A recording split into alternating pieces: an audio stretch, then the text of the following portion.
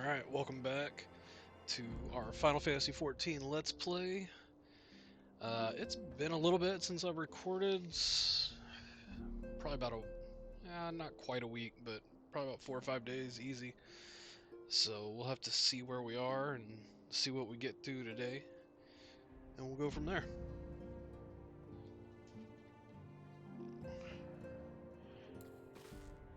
Have our character wave real quick. Oops, wrong button. There we go.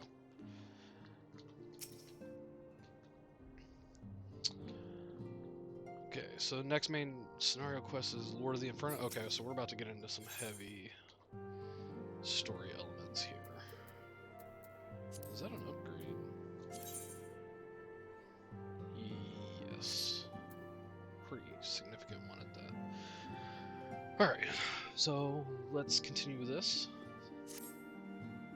Alright, word has arrived from Thancred concerning our ongoing investigation. It appears he was able to extract some information from our friend Ungus, the false priest. He revealed that he is due to meet with the Amalja to discuss their dealings. The Immortal Flames believe that the meeting will present an ideal opportunity to ambush and capture the Amalja responsible for the abductions, and so they mean to have Ungust attend as planned. As the Amalja are anticipated to offer fierce resistance, the Immortal Flames have requested our support. I would have you provide it to them. Thancred is presently attending to another matter, but will join you as soon as he is able. Until such time as he does, you will be the Scion's sole representative on the ground. Before he left, he bade me to tell you to save some for him. Such is his confidence in you, a confidence I share. When you have made ready, pray take yourself to Camp Drybone and report to the Flame Sergeant leading the mission. May you walk in the light of the crystals. Alright, so we're going back to Drybone. Which, if I remember right, we came back here after finishing some quests in Drybone. So we're just headed back. It's gotta be inside. Yep. Alright. You're of the Scions? My thanks for coming, friend. We're stronger for your assistance. Allow me to brief you on our mission. Our objective is to capture Amalja and prize from them the whereabouts of the abductees. The lizard men aren't aware that their man Ungus has been exposed. When they come to the rendezvous point to meet the traitor, we'll spring the trap. Owing to the clandestine nature of the mission, we can deploy only a small contingent. Every member must count, so we requested the aid of the Scions. The rendezvous will take place at the Invisible City. Please make your way there and lie in wait. We stand to learn much and more of the Amalja plot if the mission succeeds. Let's make sure it does. Okay, it says the Invisible City. It's not really a city. It's more like a couple houses in ruins, so go that way. I don't think we've been over there yet. We were kind of over there, but we never actually went through it. Yeah.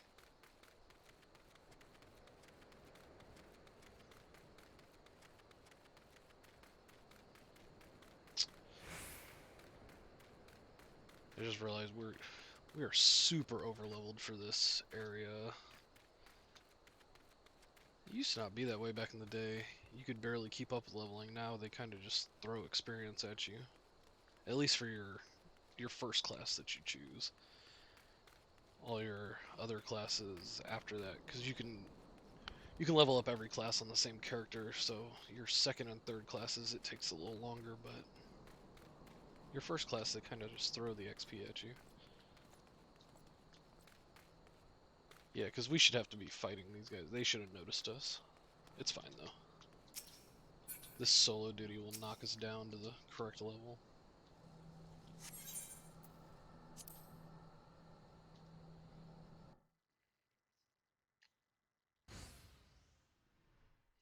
Alright, line and wait.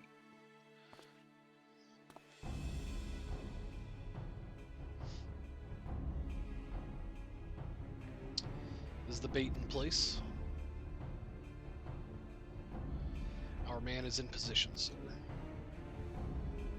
Good, we make our move as soon as the Amalja appear. Yes, sir.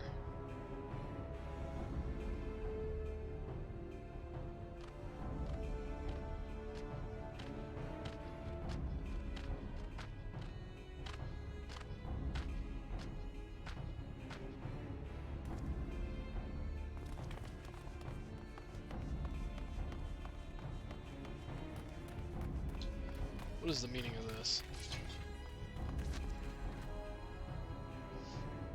Wait, something's amiss.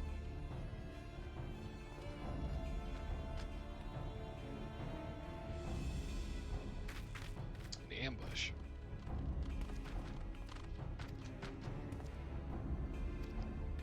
Oh, we got a traitor. I'm afraid your little ambush ends here. I eluded the Immortal Flame's clutches for moons before finally being caught. Did you not wonder how I managed it? It was almost as if someone was feeding him information from the inside. Aye, your every movement was known to me ahead of time.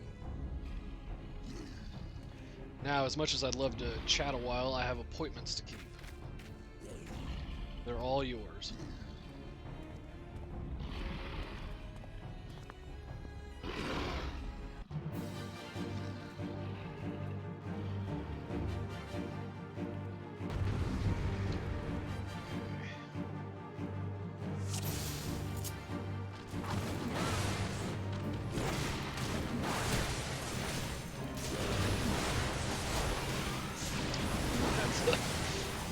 We don't have the combo to our AoE attack.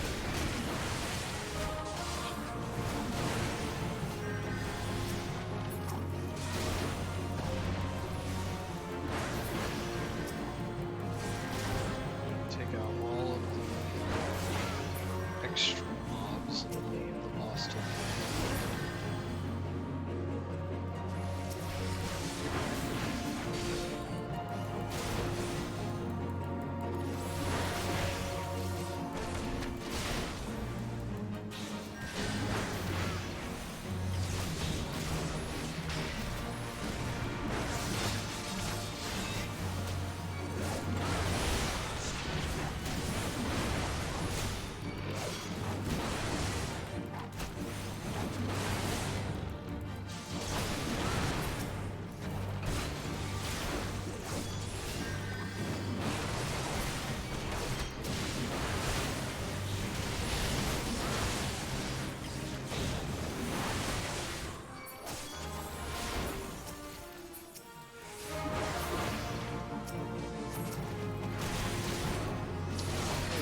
this fight being a lot harder.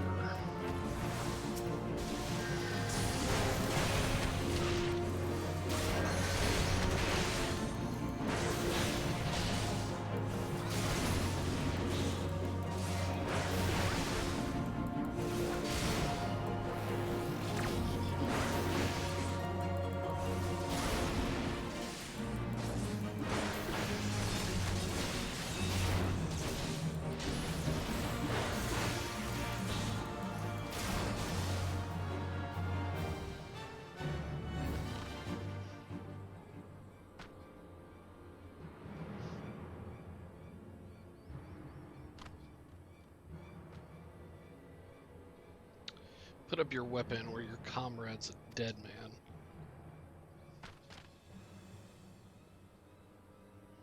Behind you.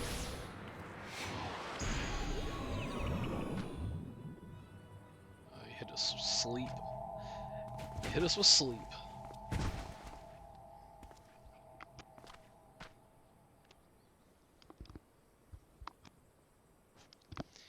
Bring him. The rest of you march. Where are we going? Traitorous scum. Where are you taking us?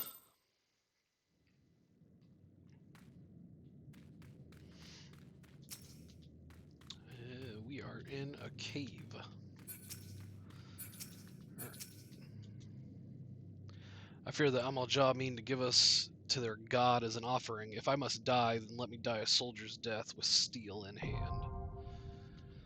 The Bowl of Embers now accessible. Awesome.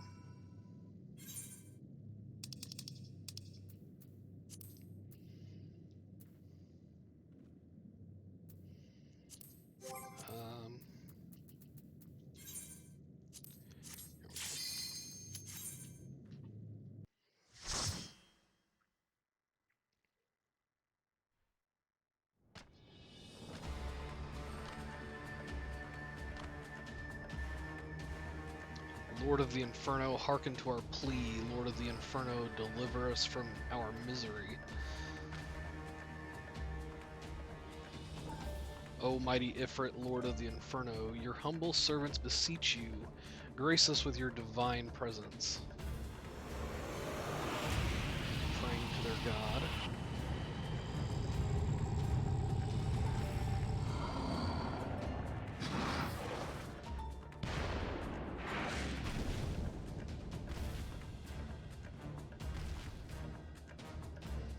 O mighty Ifrit, we bring before you ignorant savages who know not your Godhead. If it please you, Lord, scorch their heathen souls with your cleansing flame and mark them as your own. Bloody hells. Bring those two as well.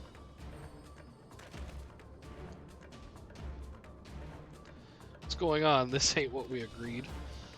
None but servants of Lord Ifrit may behold the rite of summoning. The souls of unbelievers are forfeit. No, spare me, I beg you. Well, let's see what happens. Pitiful children of man, by my breath I claim you. Arise once more as my loyal minions. Feed my flames with your faith, and all who stand against us shall burn.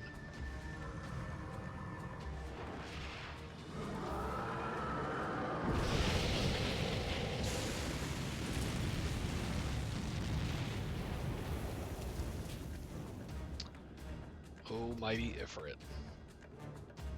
my one true God. Oh, he's turned them all into believers. Your words are my bread. Impossible. By what sorcery do you resist my master's will? Yeah, see, it didn't work on us. Could it be? Your soul already belongs to another? Yes, that is the only explanation. It's a little bit of foreshadowing that I didn't recognize back in the day.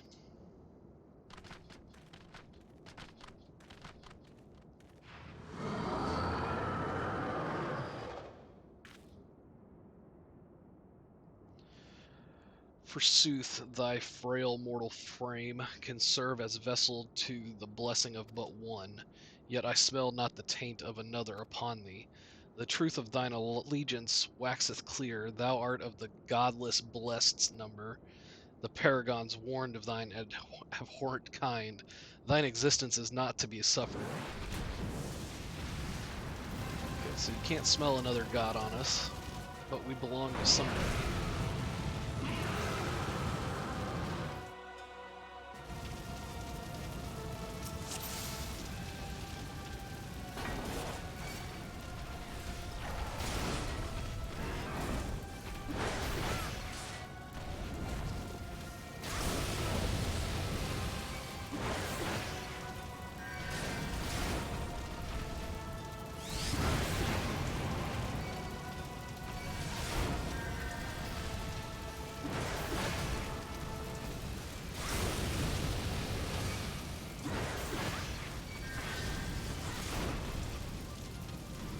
Can't say these first few trials aren't really that hard.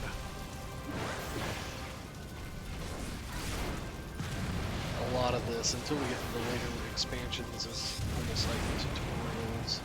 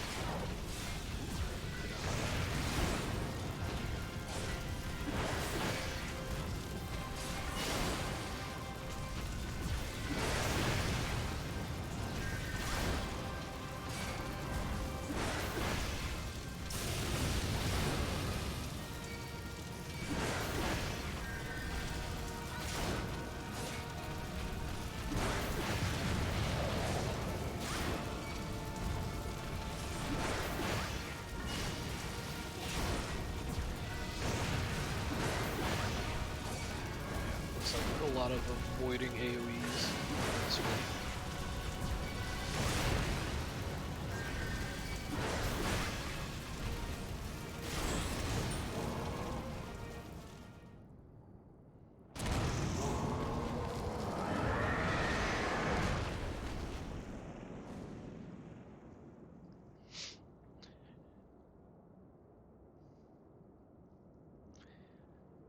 easy. First primal down.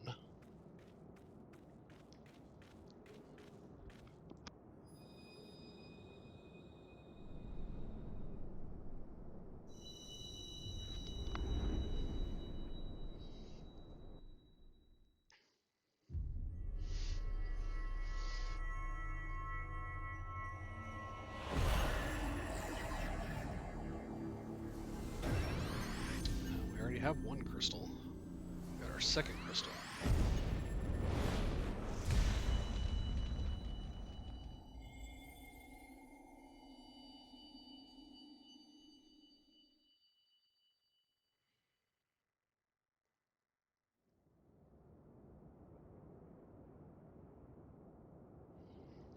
Pray, forgive my lateness. Oh, Thancred, you are very late.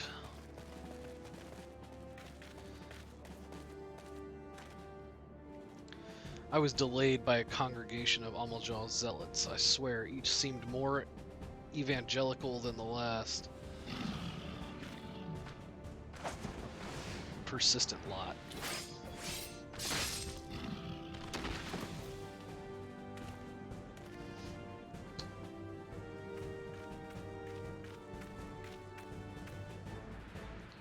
I see the Bloodsworn wasted no time extracting the captives, no less than I'd expect from the Flame General's hand-picked men.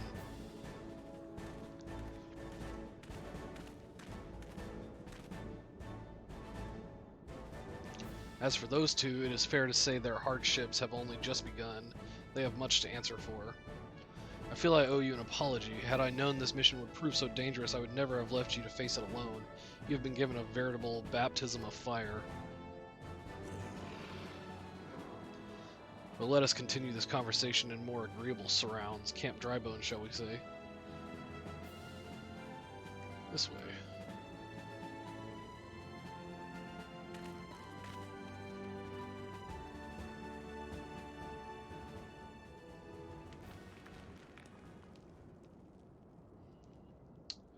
Nero Tolskava.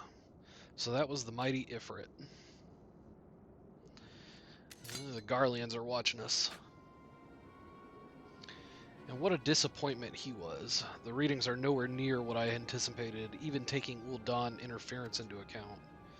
You should know better than to rely upon a 5-year-old data left by the 7th Legion.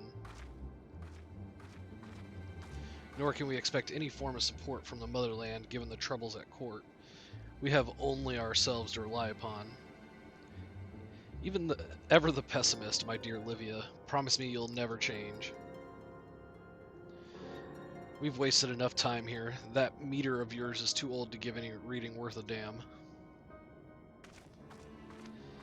Not that there was aught worth a damn for it to read, but I take your point. I suppose we must content ourselves with the knowledge that we've achieved our primary objective. Yet I find that I am troubled by that adventure's unexpected show of strength. Could such a foe prove a hindrance to our plans? Perhaps, but that is a consideration for another time. You have been given a task. That is your priority. I suggest you treat it as such. Fail to do as my lord commands, and I will spare him the trouble of punishing you. She's angry. With allies like that, beware a woman in love. I shall need to be on my best behavior.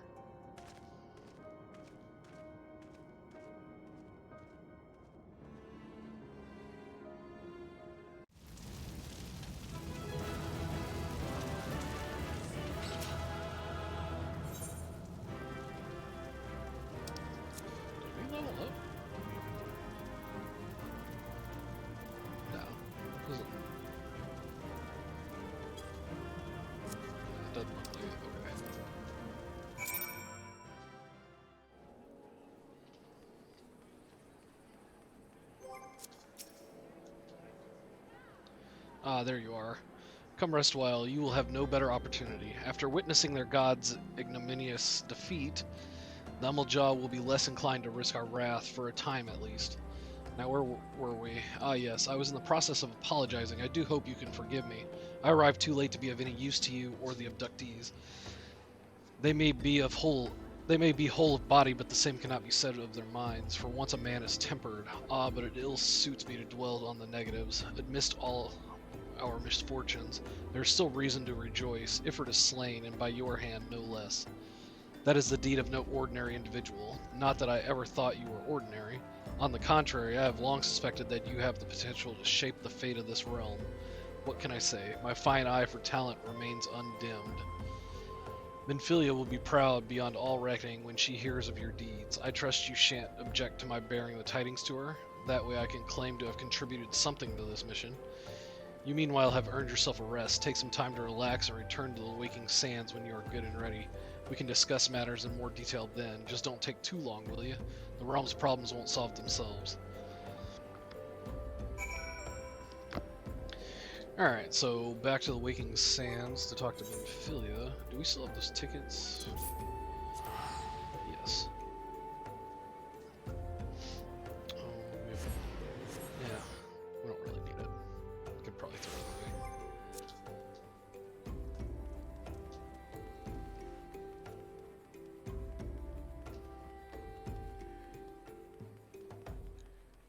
Alright, let's go talk to Minfilia, see what she has to say.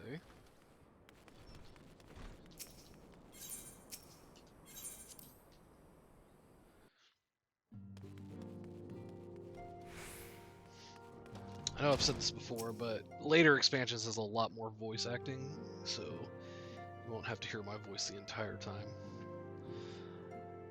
The triumphant hero returns. Thancred told us the news upon his arrival. He is presently in the Solar, giving a full report to Lady Minfilia. You should join them at once. Lady Minfilia is most eager to see you. Alright, will do.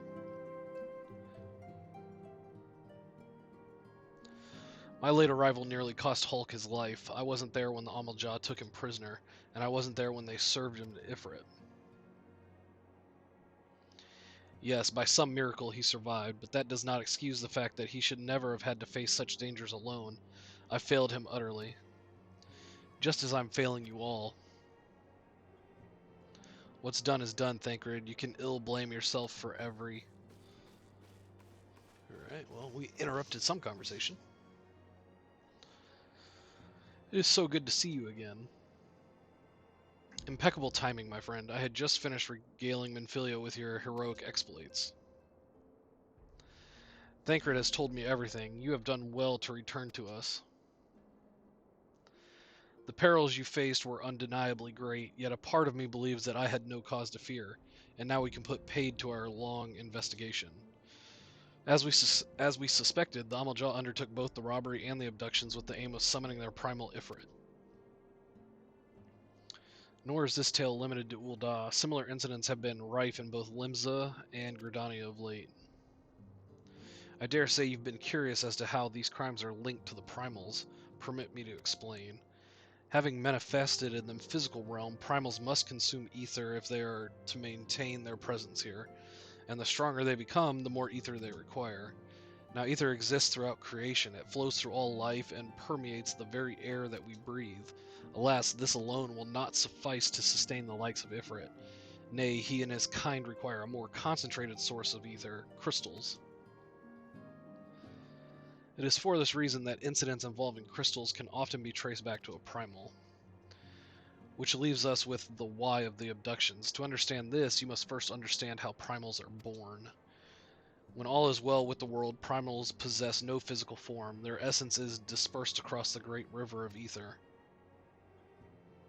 However, when the world is plunged into chaos, those who worship the primals cry out to their gods for deliverance from suffering. These cries serve as a beacon toward which a primal's essence is irresistibly drawn. It is this coming together or etheric coalescence which grants the being's physical form. Once born, a primal gains strength from its followers' worship. The more numerous and fervent they are, the more powerful their god becomes. But the primals are seldom satisfied with such reverence as their adherents freely give, and in order to gain more power, they do not scruple to create followers. They do this by tempering mortals, a process to which you yourself were subjected. All right, so they tempered all those people to become followers. Yet even as Ifrit took your comrades in his thrall, you alone remained unaffected. This is thanks to the power you possess, the Echo. We know not the why of it, but those blessed with the Echo are immune to primal influence.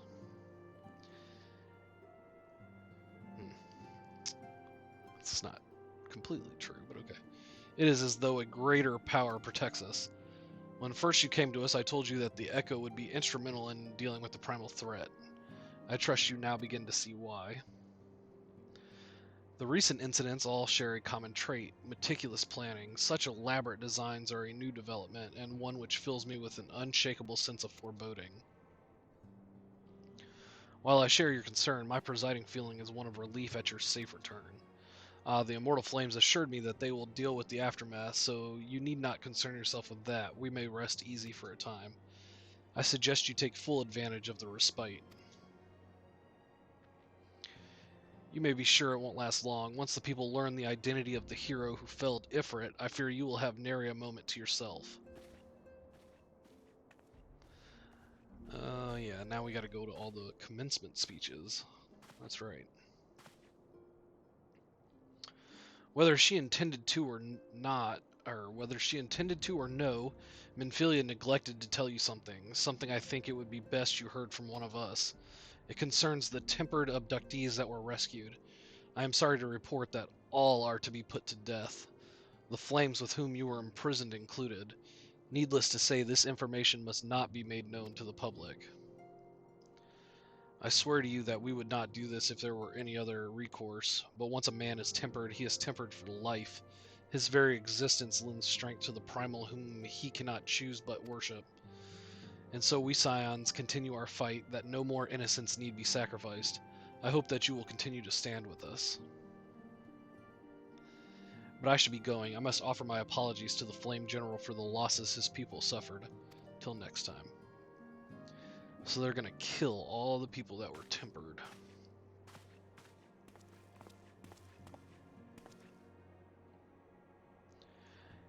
Gods forgive me. How many more lives? Louis Sois would never have allowed this to happen.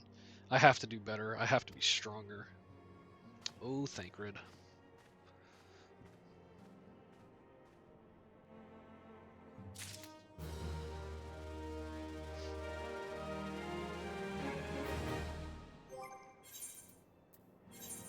Up, up.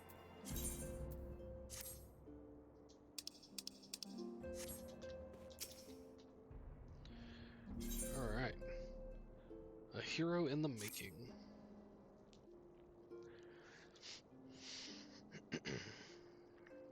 Until not so very long ago, you were but one of the many adventurers seeking to make their way in Eorzea, but for your character and courage you were raised to the esteemed post of envoy. Thereafter you traveled the realm, aiding those in need without thought of reward, confirming to Y'shtola that the Scions would benefit from your aid. And no sooner had you joined us than you personally bested the primal Ifrit. You have achieved a great deal in a short time, and won fame in so doing. Alas, fame does not come without a price, as you will soon discover. Alright, what's gonna happen? We have guests, or rather, you have guests.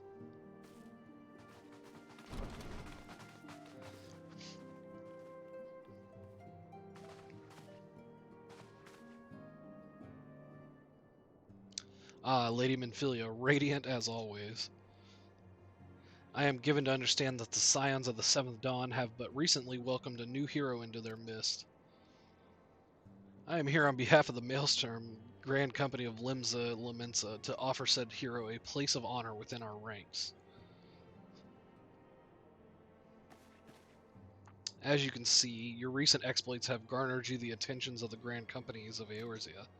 Each organization would have Ifrit's Bane for its own. To this end, all three have sent officers to court you. They would not ordinarily go to such lengths to enlist a new recruit. That they have is evidence of their high regard for you. I find myself wondering how word of your deeds spread so quickly, that the immortal flame should know of this triumph is to be expected. But what of the other grand companies? Oh, Tataru. Your reputation precedes you. Tis no ordinary man who can face a primal and emerge the victor. The Order of the Twin Adder has need of valiant men such as you. Join your strength to ours, friend, and together let us ensure that peace ever reigns over the Twelveswood. What a pleasure it is to finally meet you. My comrades speak of you in the most glowing terms. A man of your talent belongs with immortal flames. Join your strength to ours, friend, and together let us secure a prosperous future for Ul'dah. The Admiral was not exaggerating when she said you have the look of a hero. Full often does she speak of you, friend. As do many others in Limsa, long before the rest of Eorzea took note, your name was well known to us, owing to your valorous deeds on behalf of our citizens. It is only natural that we should want you for the Maelstrom.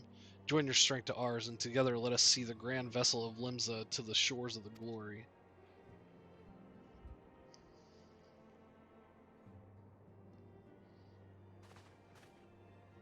Lady Minfilia. Very well. Though I am quite sure you need no reminding, mayhap a brief summary of the situation would help to clarify your thoughts on this matter. As you know, the Grand Companies are all-encompassing organizations empowered to call upon the martial, economic, and technological resources of their respective city-states in times of strife. Wow, that was a mouthful. There are presently 3 such organizations in Eorzea: the Maelstrom of Limsa Lominsa, the Order of the Twin Adder of Gridania, and the Immortal Flames of Ul'dah. Serving a Grand Company means serving the nation to which it belongs. You will be charged with its defense and tasked with advancing its cause. In return for your faithful service, you will be furnished with various rewards, some of which may well prove useful to you in your other endeavors. If you are agonizing over which of the Grand Companies best deserves your loyalty, be at ease. The commitment you make this day need not be permanent. Should you wish to shift your allegiance at a later date, you are entitled to do so. And yet I concede that it is no small choice you face. A thought occurs to me. You will of course recall that the 3 city-states are planning to hold remembrance services. Well, as a part of the proceedings, I am given to understand that the leader of each Grand Company will deliver an address. Hearing these addresses ought to help you make an informed decision. What say you, my dear officers? A fine suggestion. You are as wise as you are beautiful, my lady. You've hit on her since you walked in the door. Very well. Let him hear our leader speak, then return here with his decision. We eagerly await your answer.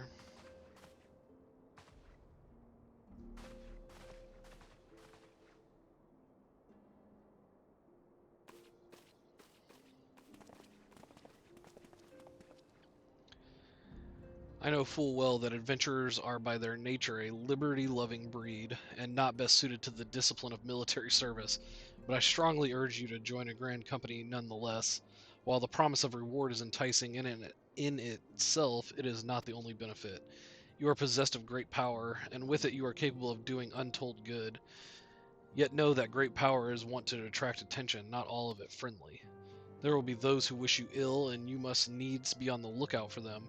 Yet however vigilant you are but one man. In the midst of a Grand Company, however, you will be one man amongst many, a friend amongst friends. Your achievements will be shared, and so will the danger. I can think of no better arrangement. Of course, joining one organization need not mean leaving another.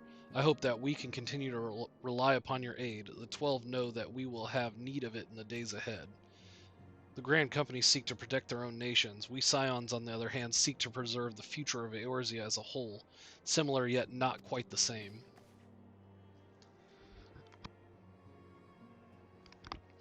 Now then, I expect that you will be afield more often in the future. As such, I would have you carry this link pearl with you at all times. It will allow us to stay in touch regardless of location. Eorzea is changing, and you have the power to help shape it anew. None can say what the morrow will bring, but so long as we believe in ourselves, there is naught we cannot achieve. Now it is time you made ready for your journey. Before you depart, be sure to speak to Tataru. She will apprise you as to where and when the remembrance services are due to take place. Alright, let's go check out the remembrance services.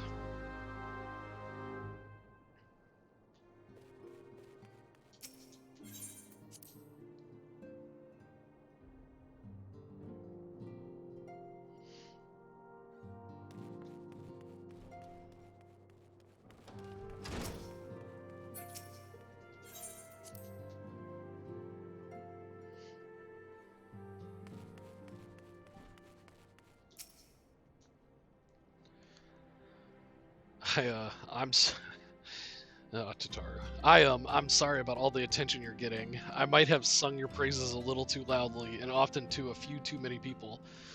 Next time, I'll be sure to hold my tongue, literally if necessary. Anyway, I expect you want to know where and when the remembrance services are taking place. If all goes to plan, Gridania's Grand Company, the Order of the Twin Adder, will hold the first of the 3 services, and Elder Seedseer Connie Senna will deliver her address at Miketo's amphitheater.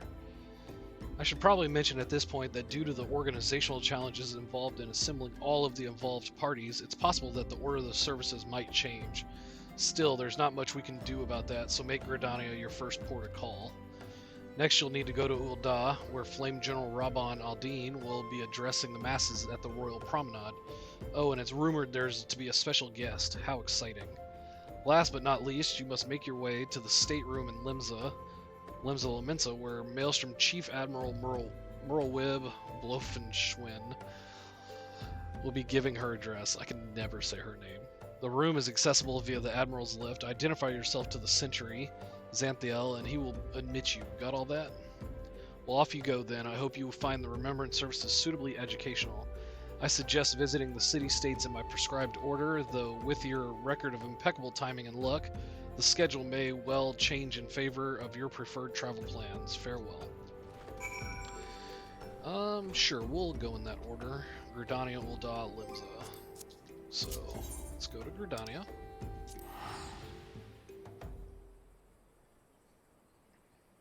If I remember right, you can go in any order that you want. I don't know why it tells me that I should go in this order. Going to the amphitheater.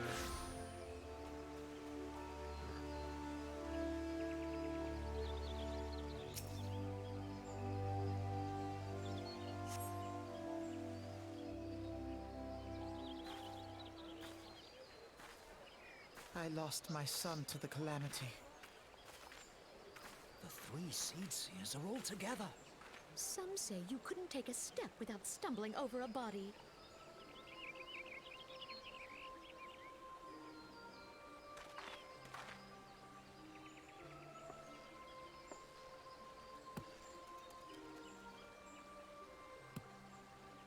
Our forebears were once strangers in the Twelveswood. Fearful of the Green Wrath, they hid themselves in the dark recesses of the earth. Yet they dreamed of basking in the dappled sunlight of the forest. Through great effort, they proved their worth to the elementals, and were granted a place beneath the boughs. So it was that Gridania was born, some 5 centuries ago. Working hand in hand, the Hyur and the Elysian settlers sowed the seeds of our civilization, and soon they were joined by folk of all races. So nourished by the waters of unity, and blessed by the light of the matron, Gridania flourished into the great nation it is today. Do you see the Gridanian standard? There, hanging behind the Elder Seedseer. The entwined serpents represent the unity between Hyur and Elysian. An elegant symbol, do you not agree?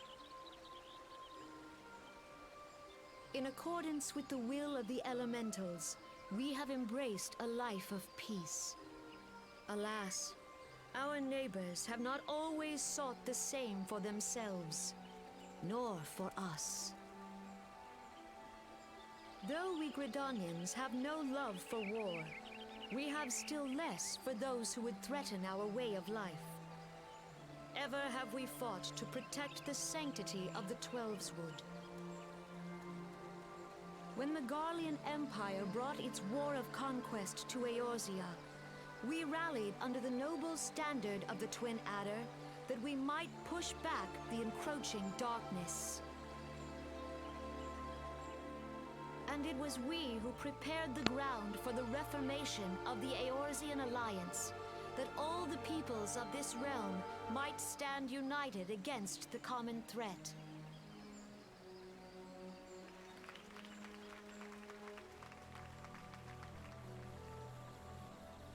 "5 years ago, the Alliance met the armies of the Empire upon the fields of Carteneau.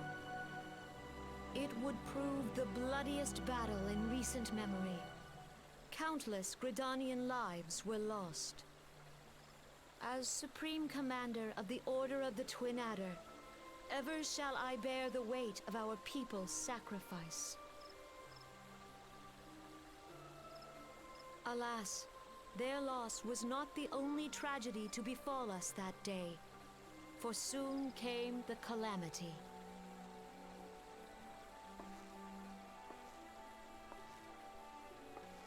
The scars borne by our forest are a constant reminder of its violence.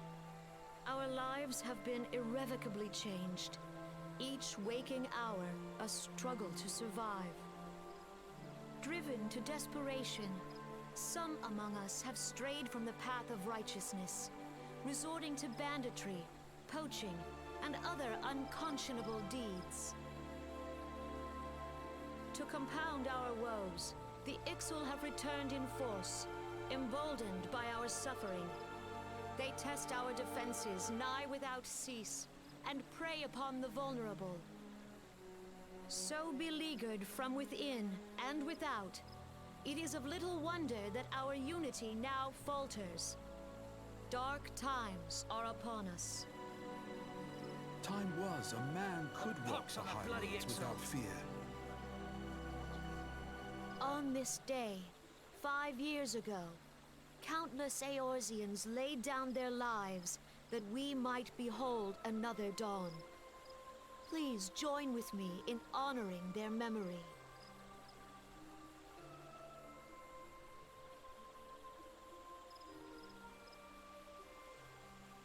And how do you propose to honor the memory of those you cannot remember, pray tell?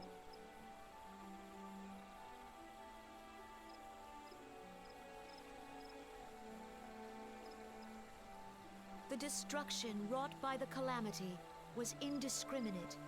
It dealt death to Eorzean and Garlean alike. Yet while we have labored to rebuild our homes, to rebuild our lives, the Empire has set about raising steel fortresses here in the Twelveswood. Let none be mistaken.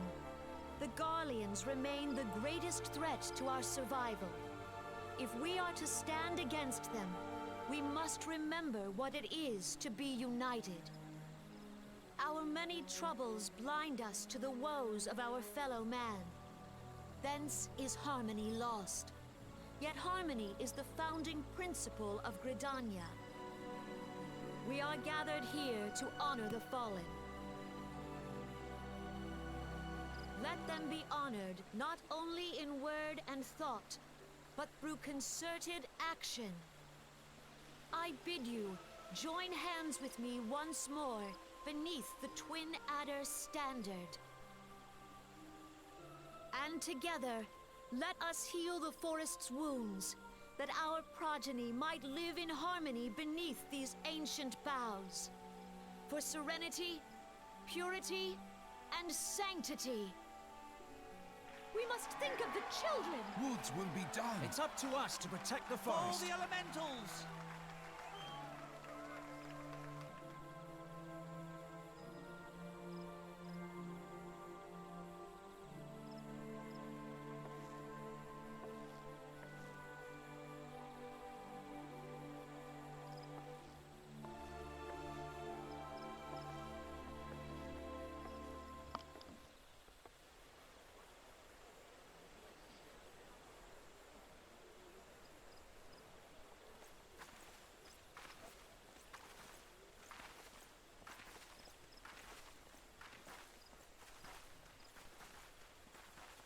If you'll permit me, Alfie No.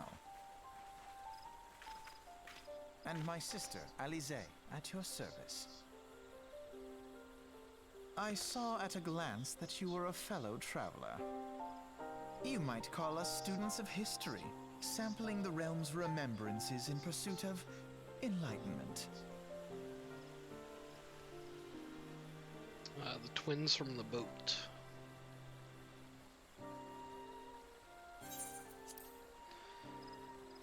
The Gridanians are unfortunate enough to have to contend with two beast tribes. The Ixal are unquestionably the more troublesome, being of a naturally warlike disposition and want to summon their bloodthirsty primal Garuda. The Sylphs, by contrast, are peaceful in nature, being mischievous rather than malevolent, and have long been on friendly terms with the Gridanians, until recently at least. Alas, they have grown aloof, a change observed at roughly the time they summoned the primal Ramu.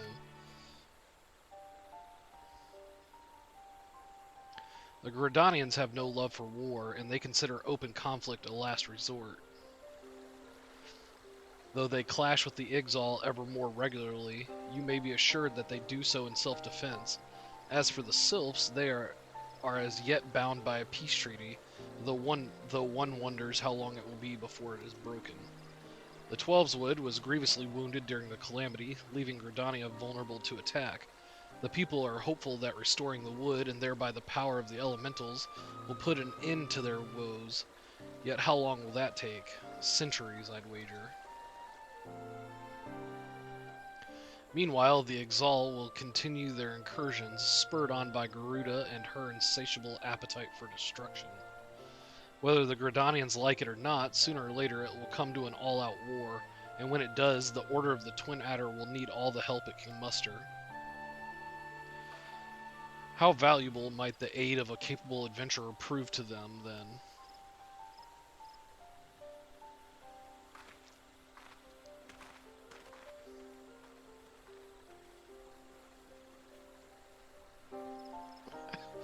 What are those outfits?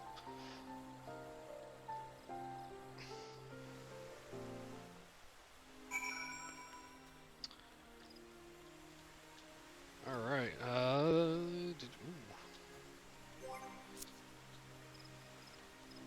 game lagged a little bit there. Alright, so that was the Remembrance Service in Gridania. We're going to Ul'dah, Ul'dah next. See what General Raban has to say.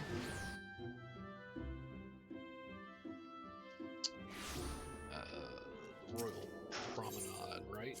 No. We're not going to another server.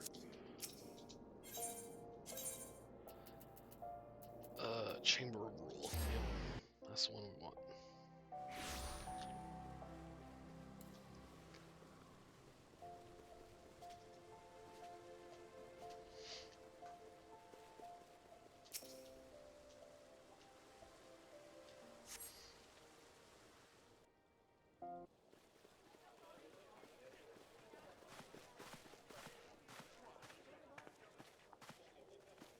Behold, 'tis the Sultana Nanama herself! And Roban as well!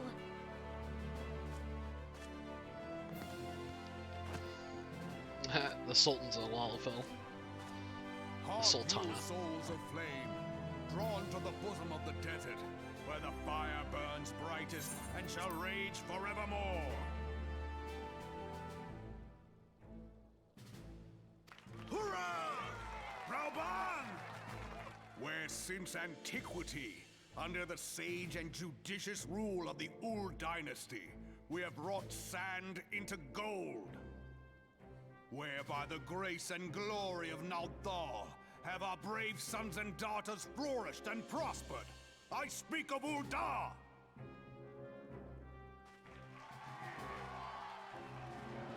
There, at the Flame General's back flies the Grand Company's standard.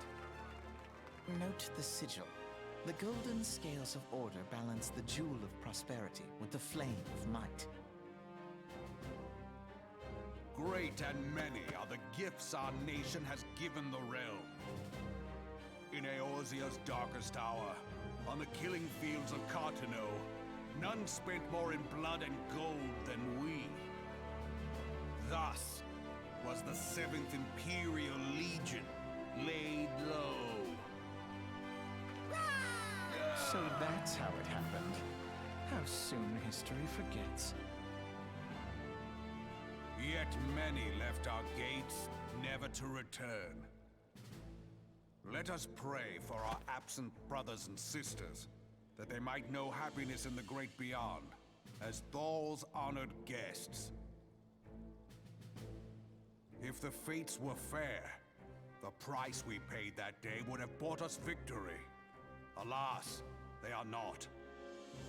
And now, but 5 years into this 7th Umbral era, the spirit of sacrifice which granted us our strength is all but dead.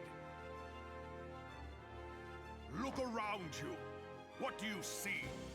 A people divided, downtrodden, and enthralled. Where are the merciful alms of the rich? Where is the just steel of the righteous? I ask you, is this the great nation our brothers and sisters gave their lives to save? You who call this living, dishonor the name of the immortal flames. It is but a slow death. Our enemies surround us. The savage hordes of the Amalja wait beside our roads, strangling the lifelines of trade. Meanwhile, the Garleans make mock of our borders and despoil our land of its natural wealth. We stand on a precipice, yet we do not act. Whether trader or soldier, monetarist or royalist, all must recognize that a divided Ul'dah stands to fall. Victory and fortune walk hand in hand. Ye who seek glory and wealth, look not to what little you can snatch from your neighbor, but to the boundless wealth of the world beyond. Now is the time to unite. Now is the time to ride forth. In the name of the Sultana, I beseech you. Line not your own coffers, but those of the immortal flames. Seek not to prosper from Ul'dah, but to restore her to prosperity. As the realm prospers, so shall Ul'dah. As Ul'dah prospers, so shall her people. Ya for Ul'dah! Together we are one.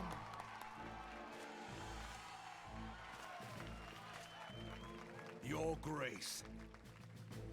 Raoban?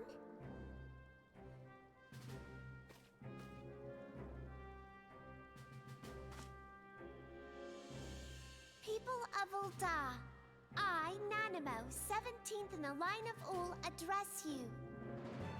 Much has been made of the wealth of Ul'dah.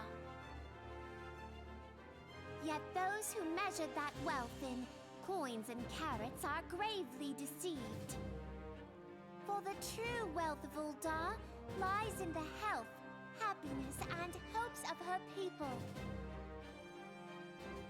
Beloved subjects, I bid you raise aloft the torch of Ul'dah, that her flames might serve as a beacon for all Eorzea to see. Long live Nanamo! Glory to the Sultana! For victory and fortune, stride fearless into the inferno, for we are, by fire, reborn!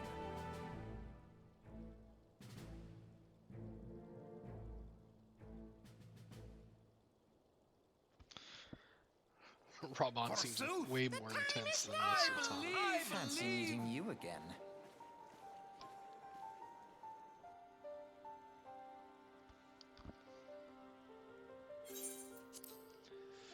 The Uldans have a long history of conflict with the Amalja, the beast tribe that worships the primal Ifrit.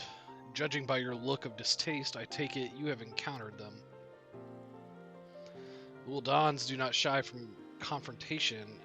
If aught threatens their precious prosperity, they will seek to crush it.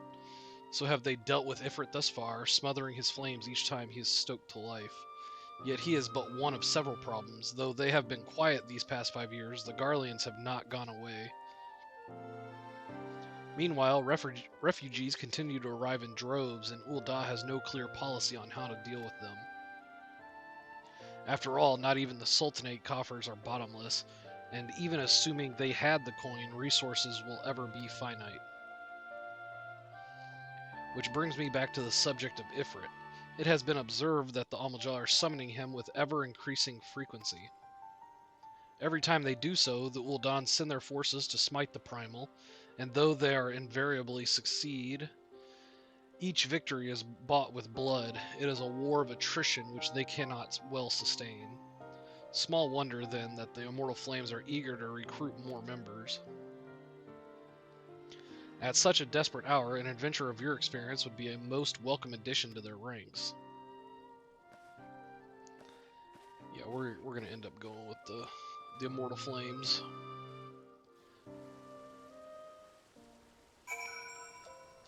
But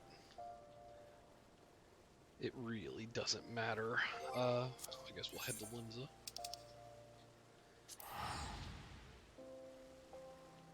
The rewards and quests for all of them are the same.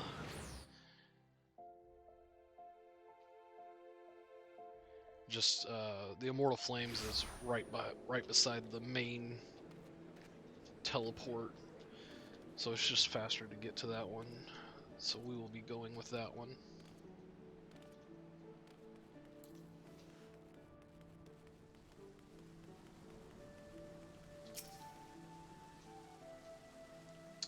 Here to attend the Remembrance Service? Be quick, the Admiral is due to give her address at any moment.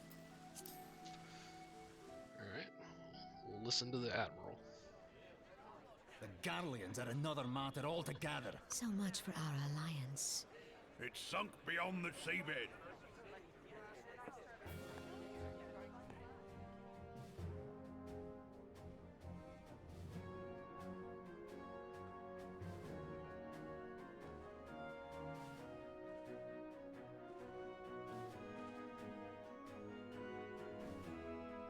Brothers and sisters of the sea, hearken unto me. Look upon this, our mighty crimson standard, and tell me your hearts do not swell with pride.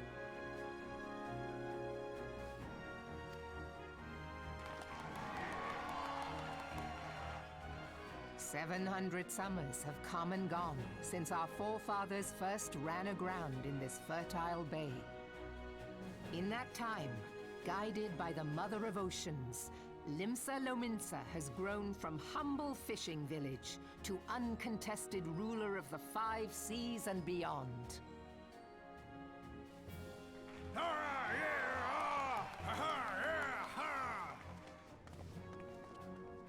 Did you look as the Admiral bid you? It is a rather stirring standard, I must say. The Crimson Field is meant to signify the blood of fallen crewmates, while the Black Longship represents a pirate vessel. When the Garlean Empire marched upon Eorzea, we assembled beneath the Maelstrom Standard, and our Grand Company was reborn. All answered the call, from the Knights of the Barracuda to Hilthier's bloody executioners, and together we met our would-be conquerors upon the field of Cartino. That day, the world bore witness to the united strength of Limsa Lominsa. I swear to you, no army ever fought harder or with more courage, yet many of ours did not survive. Join me now in remembering those who fought in the name of freedom and fell. May their souls be returned to the sea.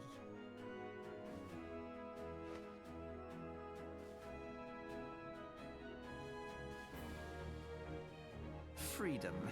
Yes, they have always been rather fond of their freedom. Much as the beast tribes have. Small wonder. Beneath the surface, one would struggle to tell them apart.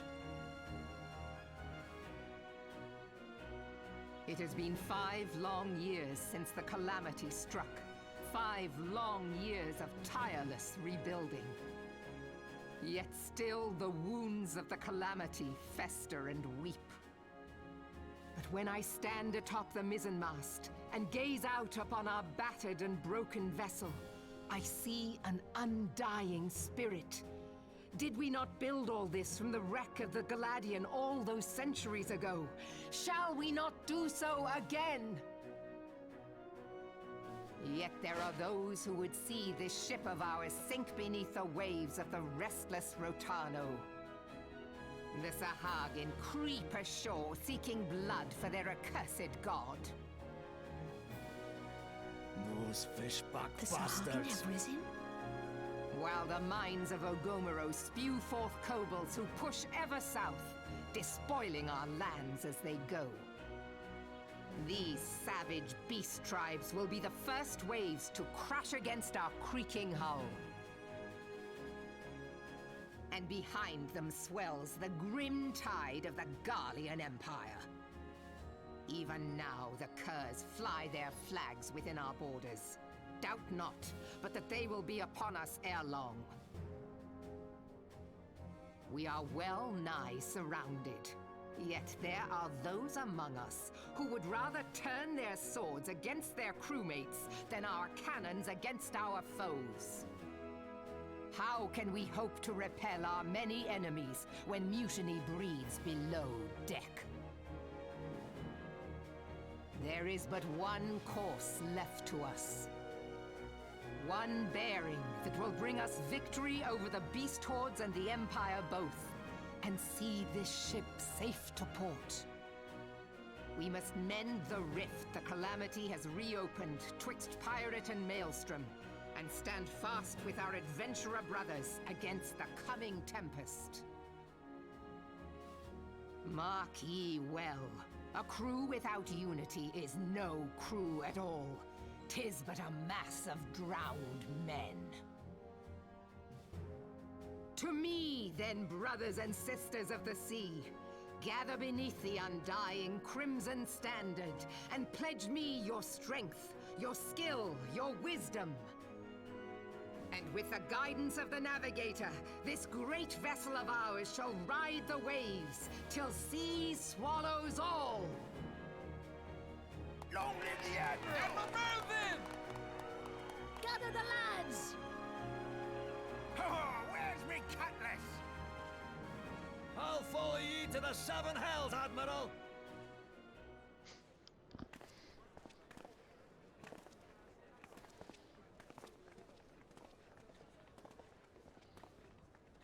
Fancy meeting you again.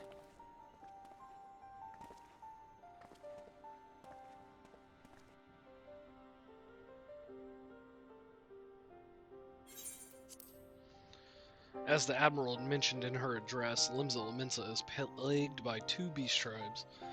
The first are the fish-like Sahagin, worshippers of the primal Leviathan. The second are the kobolds, who dwell beneath the earth and take the primal Titan for their god. As if the beast tribe's presence weren't troublesome enough, the Garleans have also chosen to erect a fortress right in the Lominsans' backyard. And that is to say not of internal strife. As a nation of pirates, there is no end to the blood feuds between the various factions, and while they fight amongst themselves, the Garleans whet their blades and watch. If the Lominsans are to have any hope of withstanding the Empire, they must first resolve their own affairs. Differences must be set aside, and the primal threat dealt with once and for all. To this end, I expect that they will soon take decisive action against the beast tribes. Mark my words, the Maelstrom standard will be drenched a deeper shade of crimson ere long. That a capable adventurer like you would be a valuable addition to their crew is beyond question. But will you sail with the Admiral? Nah, we've already chosen to go Ul'dah.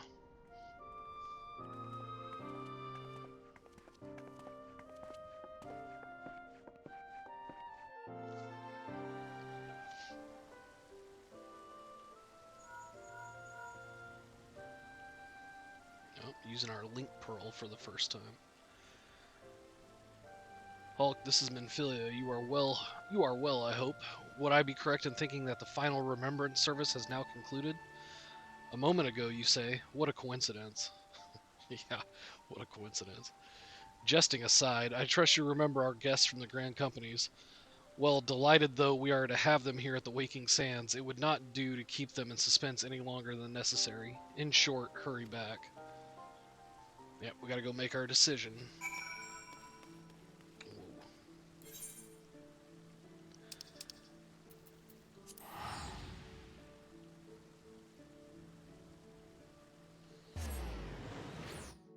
I want to try not to use all of those teleports.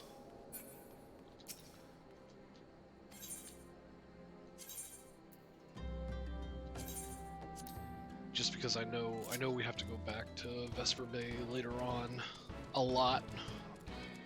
We have to travel back there a lot, so if I can hold on to these teleports till then.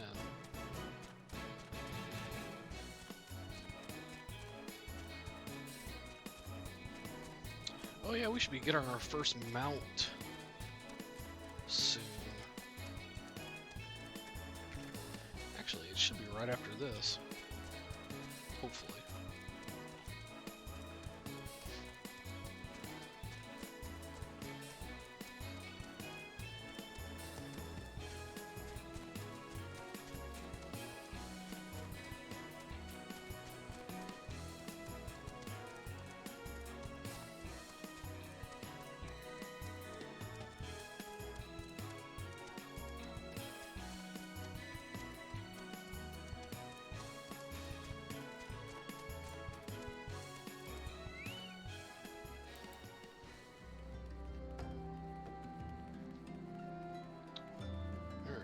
Let's go talk to Minfilia.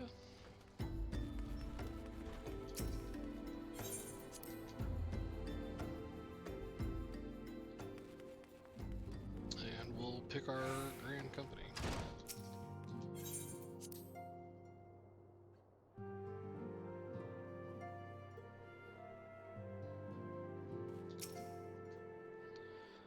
Welcome back. Were the Grand Company leaders' words as illuminating as you had hoped? Aye, each nation is beset with problems. I trust you see now why your services are in such demand. Would that there were more of you. But you must be tired from your journey. Why don't you rest a while, take a moment to reflect on your decision? Once your mind is made up, pray give the Grand Company officers your answer.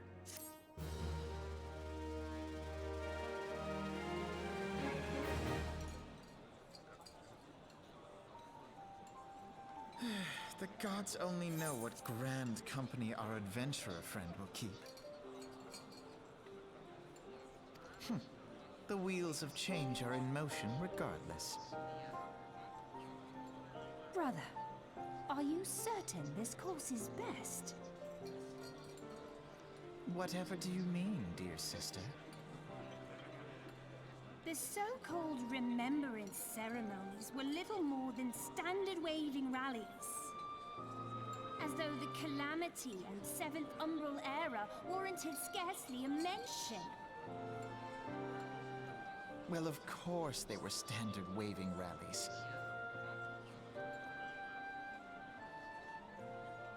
Since you are so observant, mayhap you noticed what mention was made of the Warriors of Light? None. I suppose they must have forgotten the heroes who spared Eorzea a fate worse than the Calamity? No, dear Alize, they haven't forgotten these details. They have elected to omit them. Deep are the wounds the Calamity inflicted upon Eorzea. So deep, in fact, that the realm still bleeds. Needless to say, the beast tribes and their primals do little to alleviate the pain. So, the task of salving Eorzea's wounds falls to the scions of the Seventh Dawn, with a little help from our friends, the Grand Companies. Remembrance will yield no remedy. If our world is to heal, we must put the horrors of the Calamity behind us. Our Grand grandfather would never entrust the fate of the realm to despots who rewrite history to their convenience.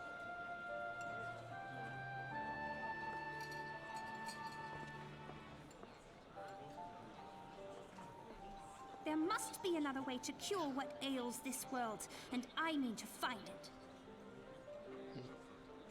You are most welcome to try. Our paths may differ, but our destination is the same. In time, I dare say we will see eye to eye. I should hope so. My lady! We are to escort you. Hope does not come into it. We share the burden of this fate, dear sister, and will prevail together or not at all. The salve will serve not only to close up our present wounds, but prevent old ones from opening anew.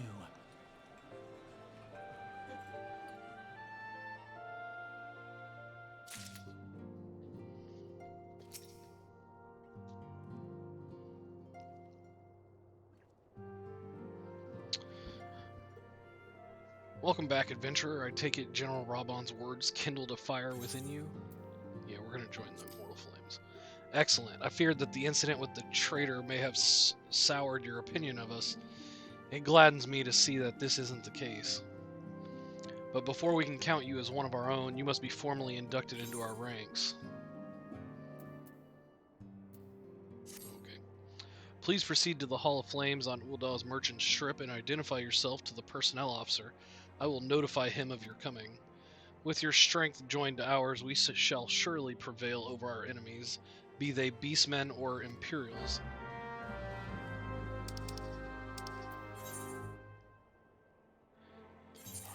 We'll go back to Uldal then.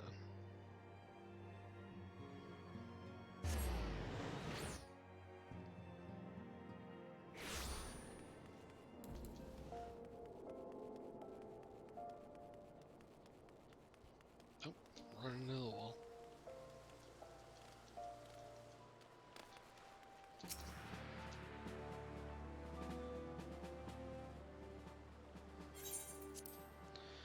What brings you to the Hall of Flames this morning, adventurer? My name is Hulk Ridge. I believe you are expecting me. Ah, I thought as much. You are just as our man at the Waking Sands described. It is an honor to meet you, sir. Now, in order to formalize your... Sir! We're being interrupted. Speak, Private. Imperial, sir. They've fired on Highwind Skyway's airship. Scouts say she's coming down to the west near Horizon's Edge. Bloody hells, of all the times for this to happen. There's no time for formalities. The Immortal Flames need your help now. We're in the midst of a large-scale operation against the Amalja, and we have no one to spare in Western Thanalan. You must get to that ship before the Garleans do. If there are any survivors, see that they do not come to further harm. Now go.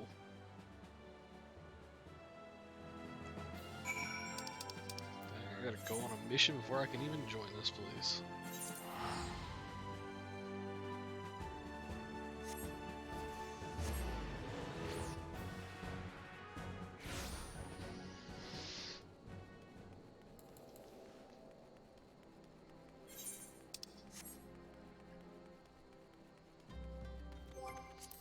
Where are we on our hunting log? Oh man, I still need the 2 from this one. Yeah, we're gonna have to go do that. Oh, well, there's the ship.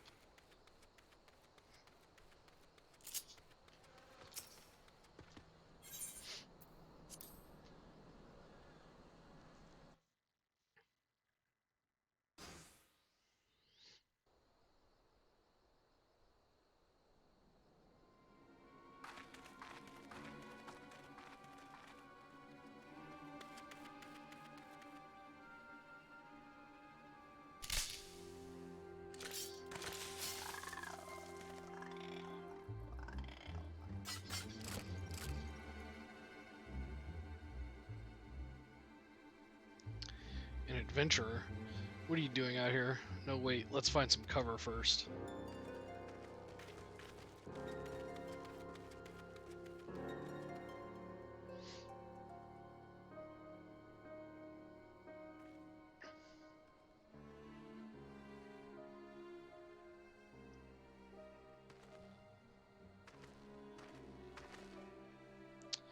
The Immortal Flame sent you. How do I know you're not an Imperial spy? You don't even have a uniform.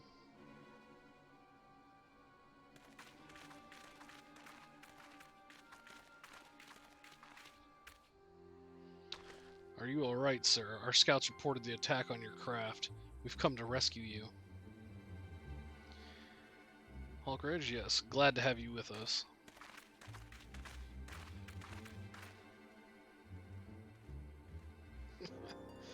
Just kind of stared at him.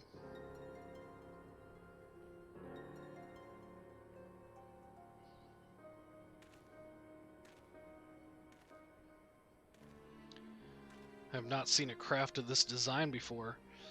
That traitor Garland has been busy. The secrets of Magitech are ours by right. They are not to be squandered upon the savages of this land. We are taking this craft back to the fortress. Dismantle it if you must, and bring the engineer. Someone must pay for Garland's crimes.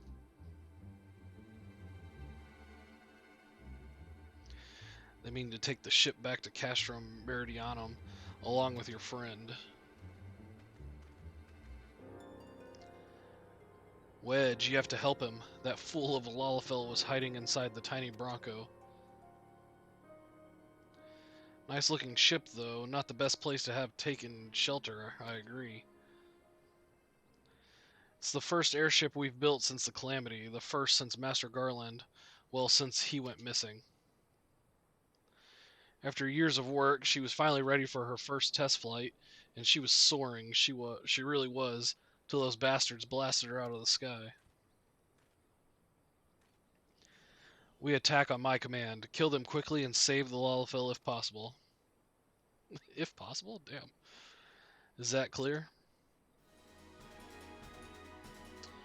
Show them what becomes of those who play with fire. Charge.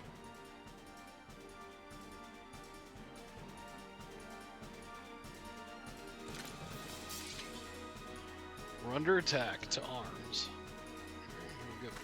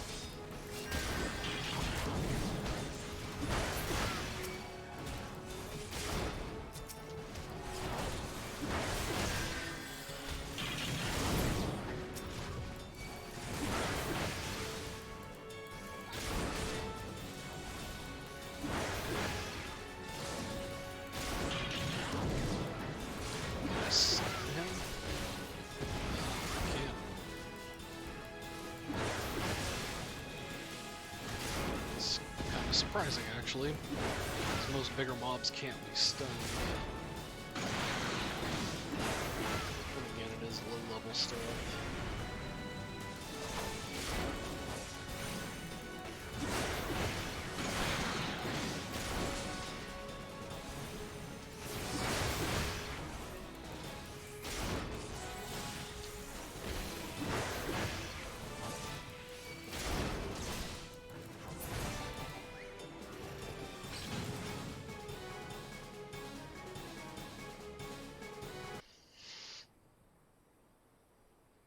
Biggs.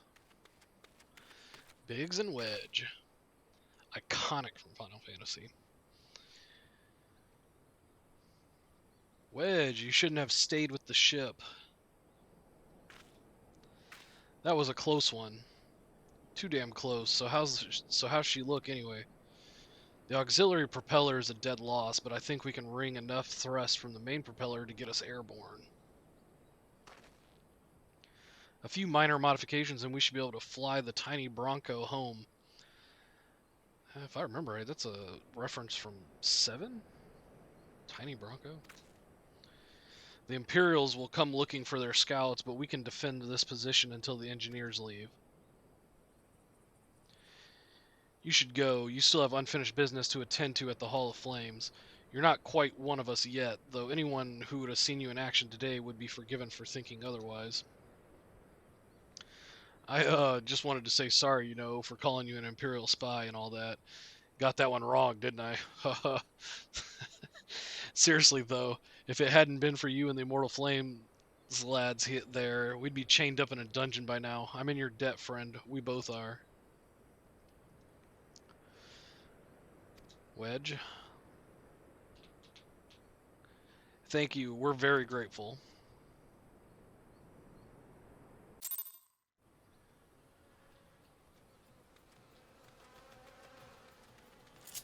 Alright.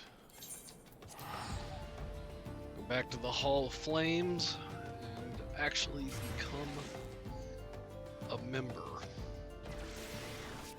I guess technically a recruit.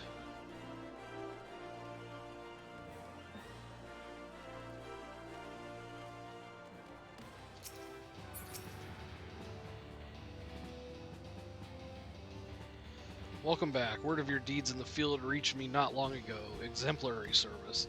Rest assured that Garland Ironworks engineers are fine. They were able to get their vessel back in the air before Imperial reinforcements arrived. Your willingness to assist us on such short notice is to be commended. Clearly, your reputation is well deserved. Now then, I believe we have some unfinished business. Shall we continue from where we left off and induct you into the Mortal Flames?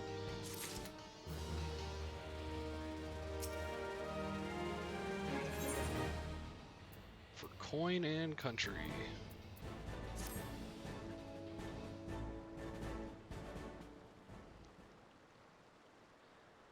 Are you ready? Then let us begin.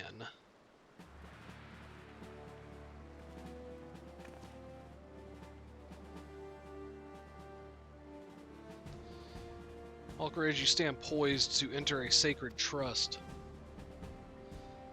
The flames of Ul'dah burn bright, casting light where there is dark, and purging evil wheresoever it lurks. We are ever ready to meet the nation's enemies in battle, be they beastmen, Garleans, or worse. And at a word from Flame General Rabban al-Din, we would gladly lay down our lives to maintain the peace and prosperity of Ul'dah. To join our ranks, you must forsake all other nations. Only then may you commit yourself to the fire and be reborn as an immortal flame. Burn as one of us, and together we shall chase the darkness from Ul'dah. Will you swear an oath to mark this occasion?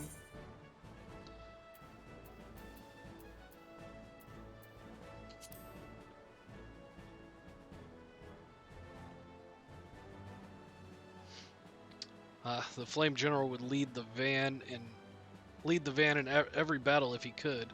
Twouldn't surprise me if you had the chance to fight by his side one day. I think that's a little bit of foreshadowing too. Very well, your resolve is plain. I hereby confer upon you the rank of Flame Private 3rd Class. Welcome to the Immortal Flames, Private. May you fight to the last for coin and country.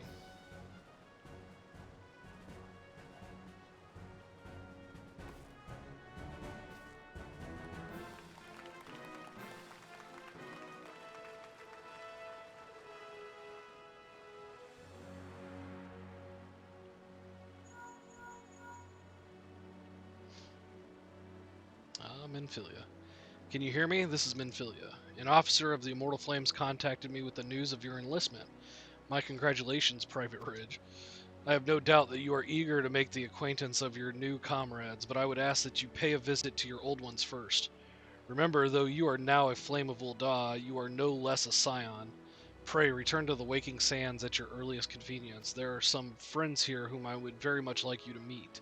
We shall be waiting. It seems your presence is required elsewhere.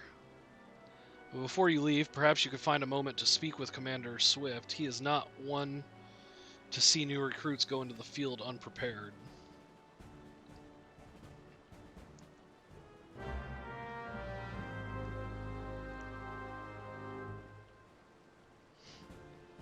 You may now accept the quest, my little chocobo. Oh yeah, let's do that. Oh, well, we have to accept it. Can't continue with MSQ without it. Yeah, Grand Company, supply and provisioning. Can't even, well, you can do the supplying, but you can't do the provisioning until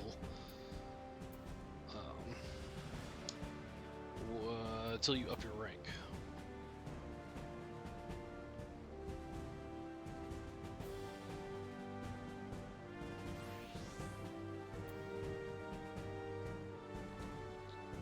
Is this my mount or my battle chocobo? I don't know, I guess we'll find out. Private Ridge, a moment of your time if you please. You wish to carry out your duties swiftly, do you not? Well then perhaps you should get yourself a chocobo. If you're interested, the Immortal Flames will furnish you with one. It's not a complex process, but it does require some paperwork. First, speak with the quartermaster to obtain a flame chocobo issuance. You'll need to exchange company seals in order to do so.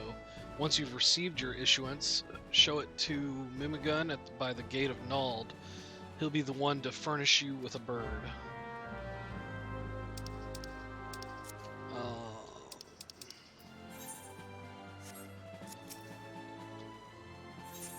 If I remember right...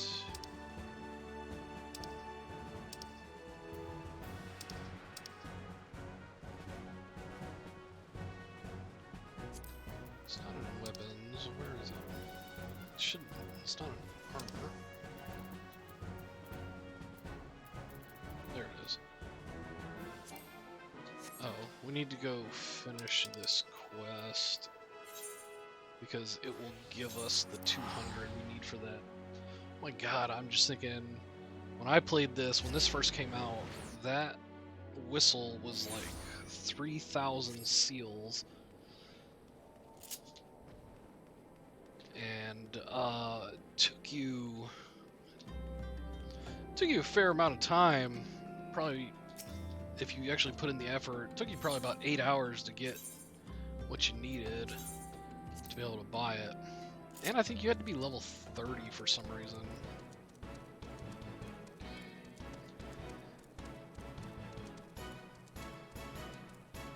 So that means you had to go out into the world, do fates, do quests, and get all the seals. And now it's only 200. I want to say it was either 2,000 or 3,000, but it was in the thousands for sure.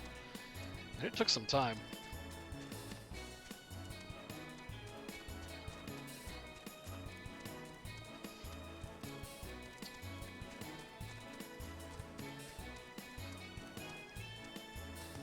And after this, we should have our own personal chocobo, which means we can get around a lot faster. So that's good.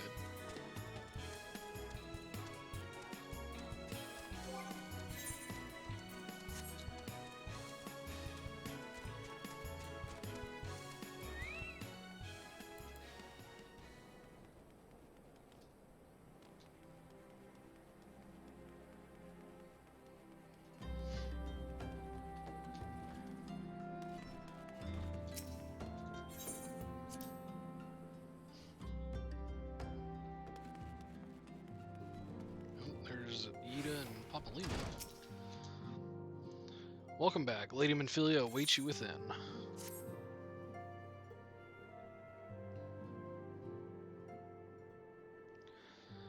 Welcome back. It seems you wasted no time putting your skills to work. How do I know? Why, the recruitment officer called to regale me with the tale of your heroics. The pride in his voice was palpable.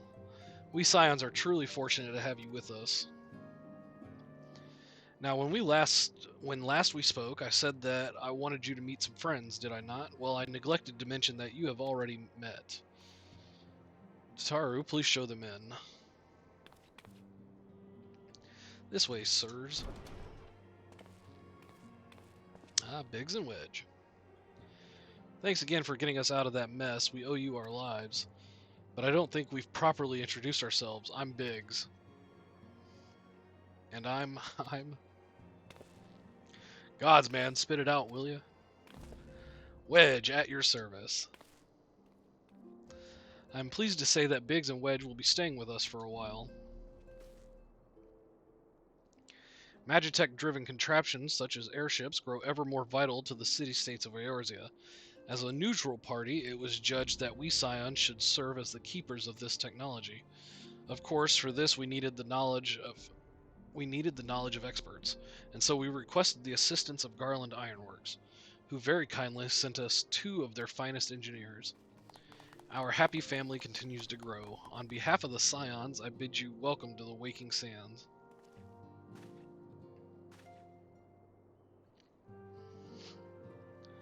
Like every soul here, I love Eorzea, and I count myself blessed to have been given this chance to stand with you all and fight for the future of the realm.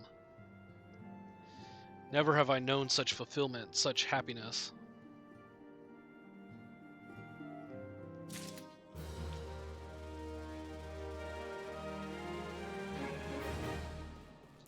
Alright, since we're here, we're going to pick this up.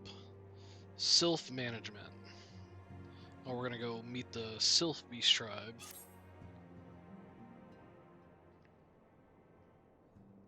Now, having set aside the formalities, we have a favor to ask of you. Urianger, have the documents arrived from the students of Baldessian? Aye, my lady. They arrived but recently. We have conducted a study at the behest of the Order of the Twin Adder. Papalimo, Ida, a synopsis if you would. Our task was to survey the behavior of the Sylphs, a beast tribe indigenous to the Twelveswood. Oh, how to describe them. They look like Gisselgreens, floating ones, that worship the primal Ramu. Ahem. Though technically a beast tribe, Sylphs are blessed with a comparatively personable demeanor, conducive to peaceful communication. Offering us an invaluable opportunity to learn what the beast tribes know of the primals. While Ramu's existence is well documented, the Sylphs do not, or perhaps cannot, summon the primal any longer, insofar as can be ascertained, until such time as we know. It would be unwise to assume that the threat posed by the primal has passed. Which leaves Gridania with the added worry of not knowing what they should be worrying about. In that regard, they are hardly alone. What we can say with absolute certainty is that Gridania has its hands full fending off Garuda, who, I need hardly remind you, is among the most savage and terrible of all known primals. In short, it is essential that we approach the Sylphs in as diplomatic a manner as possible. Words and actions can be misconstrued. The only sure way to communicate our intentions is the echo. Winning the Sylphs' favor may well bring us a step closer to mitigating the threat of the primals. Will you help us? I am grateful. Lovely. Well, as much as I'd like to help, I'm afraid I would be of little use to anyone in Gridania. A veritable babe in the woods. Ida and Papalimo, however, should be able to see the forest for the trees. Is that not so, Minfilia? Indeed. You are willing? Leave it to me. Us, Ida, us!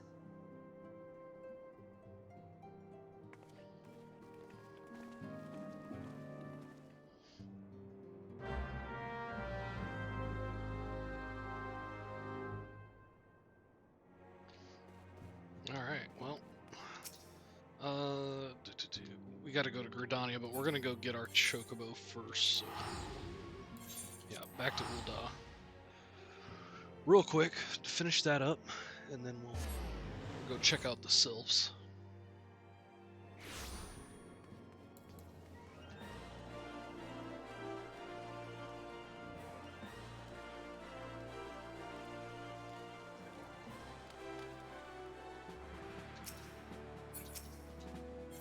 Quartermaster material.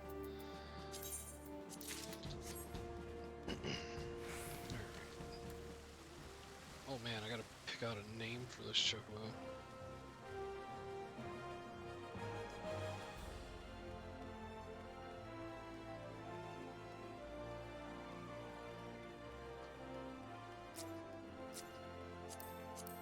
Here is that?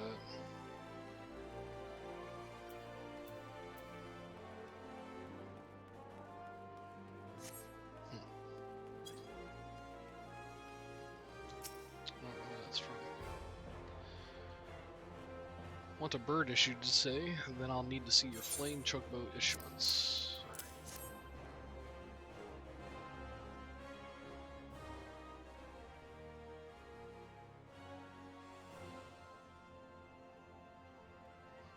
Yes, everything appears to be in order.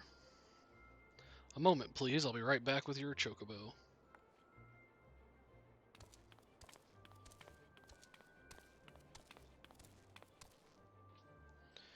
And here he is. The fellow has been in high spirits the past few bells. He must have sensed that his master was coming. Now then, to make it official, you'll want to give your noble steed a name.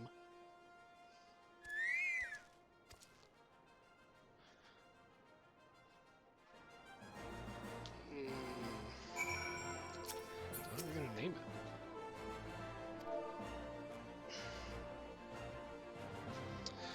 it? Yeah, you know what? I know what I'm gonna name it. If my keyboard is on.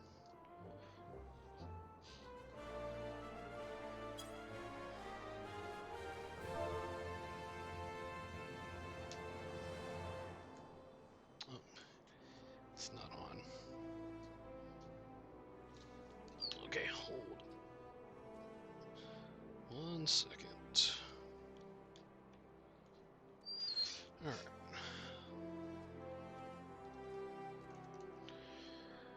There we go. Ragnarok. That is the name of the ship from Final Fantasy VIII. That's what we're going to go with.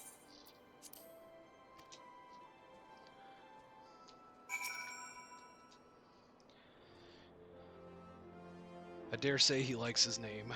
Here's your very own chocobo whistle. Simply blow into it and your feathered friend will come bounding to your side.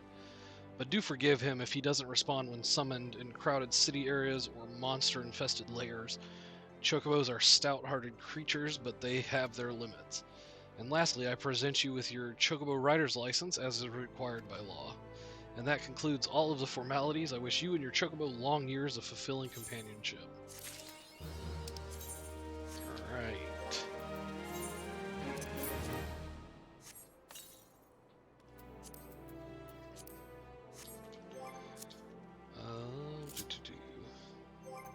So now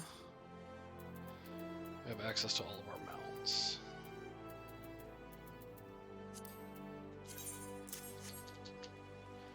Alright, perfect. On to Gridania.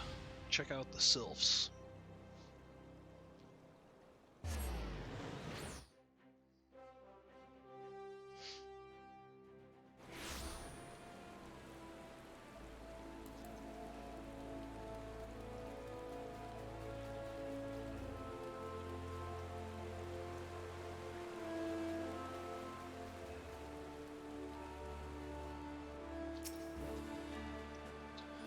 We know far too little of the sylphs to lay any worthwhile plans.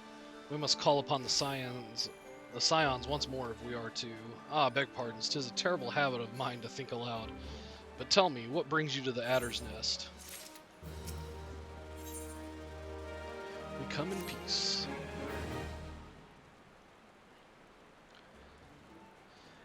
Hail, adventurer. I bid you welcome to the Adder's Nest. Do you seek to entwine your destiny with the Twin Adder? Nope. Good day, Commander. Sorry to disappoint you, but other business brings us here today. Ida and Papalimo, always a pleasure to see the two of you. My men tell me you quest in the name of the Scions of late. Quite so, Commander. A little bird told us that the Twin Adder was in need of our adventuring prowess. Aye, your little bird sings true. No doubt you've heard that we're investigating the Sylphs, that curious beast tribe that calls the depths of the Twelveswood home. The Sylphs are, for the most part, a peaceable bunch, much to the delight of the elder Seedseer, who has no desire to see her people embroiled in yet another fruitless war. The Twin Adder is of the same mind, and 'tis precisely for this reason that the Sylphs' relation to the primal Ramu has raised a flag of warning amongst our ranks. Friendly as they may appear, beastmen will be beastmen. Should there be even a sliver of a chance that the summoning of the primal might disturb the balance between Gridania and the Sylphic tribes, it is a possibility we cannot ignore. Better to be safe than sorry, indeed. Do we strike at Ramu or leave the Sylphs to their own ways? That is the question, yet I find myself lacking ample knowledge to arrive at an answer. Opinions abound within Gridania, but to listen only to one's own is among the greatest mistakes a commander can make. I would hear from the other side, the Sylphs themselves, and seek an impartial party to serve as my liaison. That is where you Scions come in. The Sylphs of Little Solace remain untempered and have held many a productive dialogue with our people. I would hear their candid thoughts on their tempered brethren. That said, I urge you to exercise due caution. Sylphic tradition and etiquette bear little resemblance to our own. It would not do to have any cross-cultural faux pas get in the way of a productive parley. En route to Little Solace, you will come upon the Hawthorne Hut. Our officer stationed there can enlighten you as to how to win the Sylph's favor. May your expedition be a worthwhile one. Alright, so there's tempered Sylphs and non-tempered Sylphs. A friendly palaver with the Sylphs? This should be a pleasant enough diversion. The Hawthorne Hut, was it? Why, I believe the ferry departing from West Shore Pier should take us straight there. A friendly palaver, indeed. Not sure how to say that. I hope this will be as straightforward as you say, Papalimo.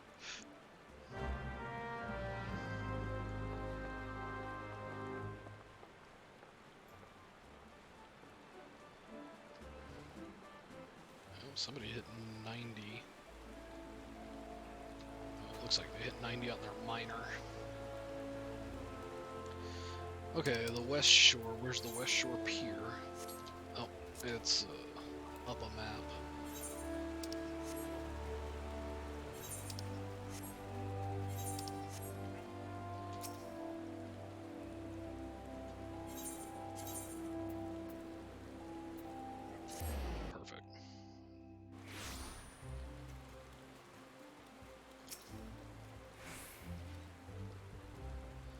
Aye, the ferry docked at the base of this hill will carry you across the lake to the East Shroud. I don't think we've been to the East Shroud yet.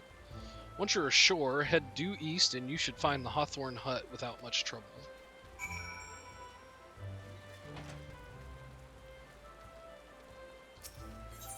Ferry skipper.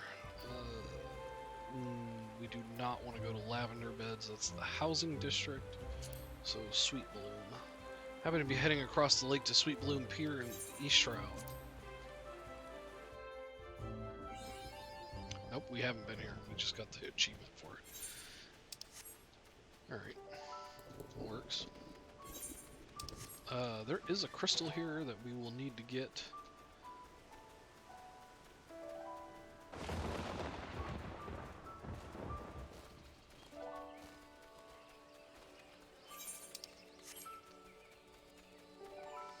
Actually, if we follow this path, we should come along that crystal.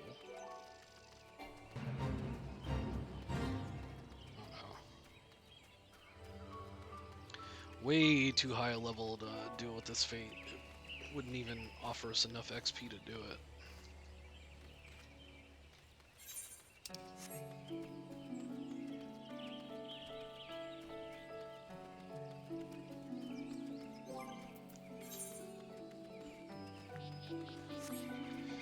Gotta clear my inventory.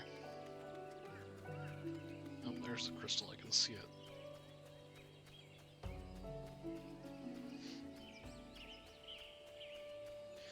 Alright, let's get the crystal and then we'll go finish this quest. Actually, let's get the chocobo keep while we're here too.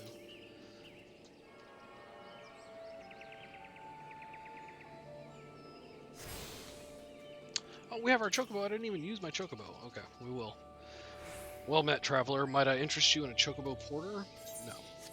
We're good. Thank you, though. I just needed to talk to you to unlock you.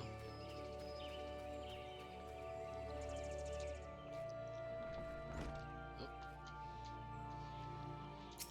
Ameline. Alright. Indeed, I am Ameline of the Twin Adder. I understand you're here to learn of the Sylphs. For all their whimsy, they are a wary lot, particularly since the Empire has come to the Shroud. Oh, the Garleans are here, huh? Earn their trust, however, and they're as friendly as any folk. They have their quirks, but so do we all know. Would you know more? You'd do well to speak with the master of this hut, Rolf. He's forgotten more about the Sylphs than I'll ever know. Sylphic studies. Come to learn a thing or two about the Sylphs, have you? I'll tell you one thing. They're a peculiar... I can't say it. Folk, how peculiar that you ask. Well, just let me tell you. Beg pardon, friend. My memory's just not what it used to be. I've seen much and more in my adventuring days, and it's all a clutter in my noggin now. Though I've shared my stories with those around the hut before, you might have more luck with them. Okay. Yazabel? The Sylphs? Yes, Father's told me his stories plenty of times. What I've always found most captivating is how their concept of etiquette is almost completely alien to our own. You'd do best not to underestimate them on account of their childlike looks, lest your face end up a mess of glyphs, squiggles, and chocobo scratches.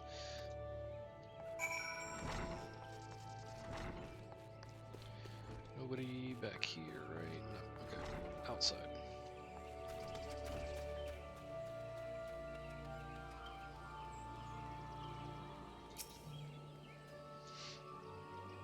The Sylphs?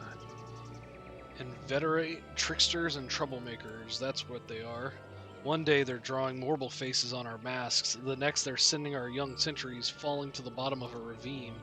Tell them to stop and they just laugh at you. Rolf claims they harbor no ill will, but I dare say such pranks are no laughing matter. The quickest way to a quiver woman's heart might be through her stomach, but don't even think of trying to foist your foodstuffs on a sylph. They sustain themselves simply by bathing in the sun, or so Rolf once told me. They don't even eat. They just go into the sun. Alright.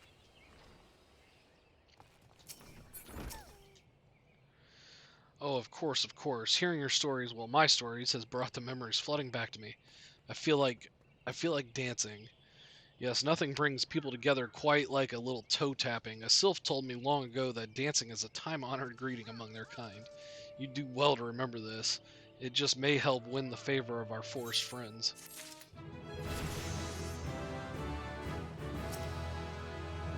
Alright, one more level and we're gonna have to go do our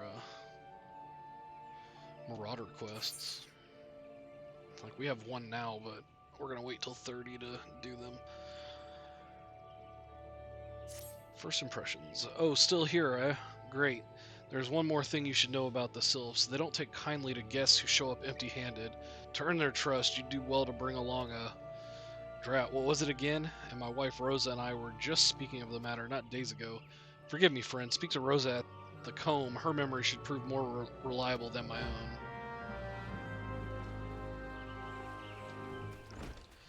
Yeah, we can use our mount.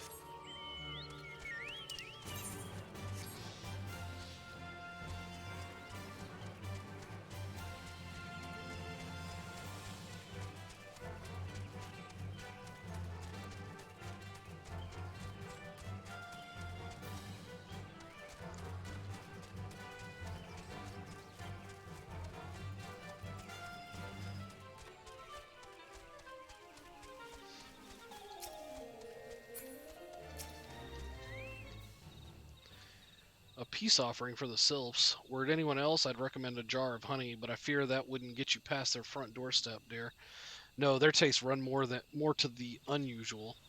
Are you perchance familiar with milkroot? That's what we call the root of the most fiendish seedkin, the ochu. When chewed, it exudes a cloudy liquid that's said to induce curious visions in the imbiber. You'd not catch me dead trying the stuff, but the sylphs seem to enjoy it to no end. I've not seen an ochu around the comb in quite some time, but I did encounter a suspicious clump of grass the other day. Were you to stimulate it somehow with some of this amber syrup, for example, you might be surprised at what comes out.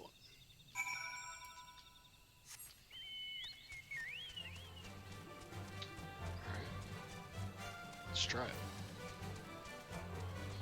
Use amber syrup on the curious tussock and slay the ochu. Okay.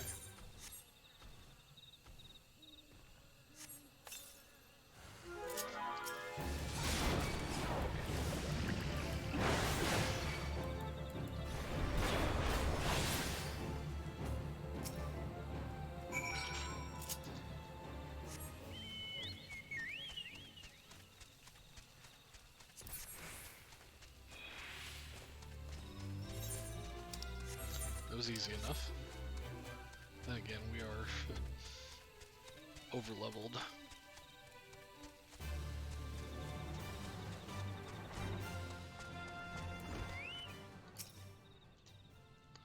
Ah, you're back. Was my wife able to direct you to a suitable offering? Milkroot, but of course, those sylphs quaff the cloudy stuff as quick as I do a flagon of mead. The effect's just about the same as well. Any road, a gift of milkroot will have the sylphs calling you friend and brother the moment they lay eyes on it. Now let me wrap that up for you. I'm starting to feel a bit woozy. First contact. I've taken the liberty of wrapping your milkroot well and good. This should keep it nice and fresh, not to mention spare you from that god's awful stench. The sylphs love the stuff, but me, I'd rather bury my nose in a chocobo dung. I dare say the reek even rivals the breath of the morble that put an end to my adventuring days. Oof, you got hit by bad breath.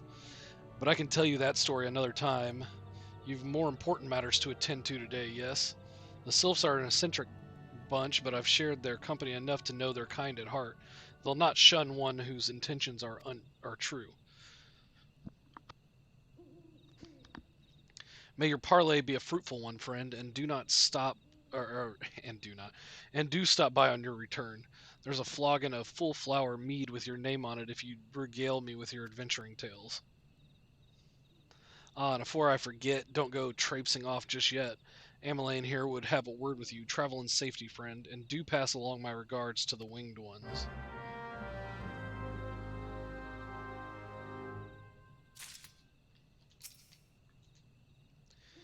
It's good to see your knowledge of Sylphic culture has matured. I see no reason to delay your mission any further.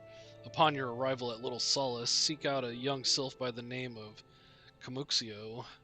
He has served as an intermediary between our peoples on many occasions and has the close ear of his tribe's elder. I see that Hawthorne has furnished you with some of that Melodorus root the sylphs so adore. I have something of far greater import for you to deliver. A missive from the elder seedseer herself. To summarize the letter's contents in brief, it vouches for the integrity of our envoy, that would be you, and restates Gridania's desire to maintain a harmonious relationship with our long-standing friends of the forest. The war with the Ixal has taken a toll on our resources. We can ill afford to get mirrored in another conflict. I need not impress upon you any further the importance of this mission.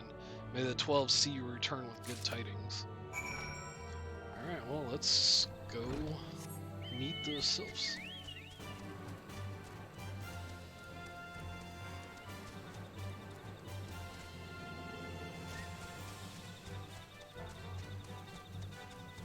Those are some giant bugs.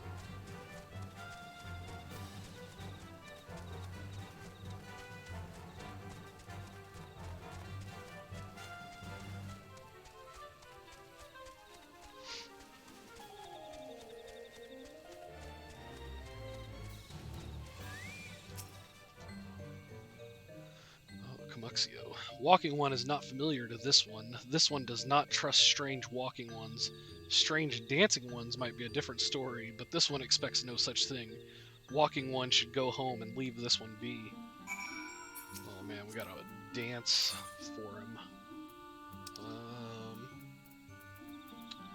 Where is it? I overlooked it, didn't I?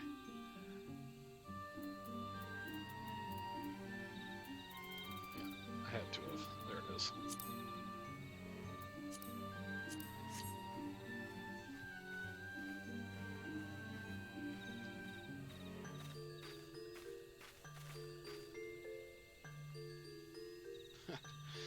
This one would welcome walking ones who moves like these ones.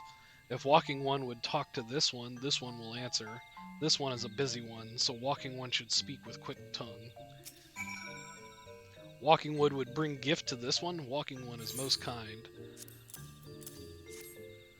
Walking one brings milk root. Milk root fills this one with great joy.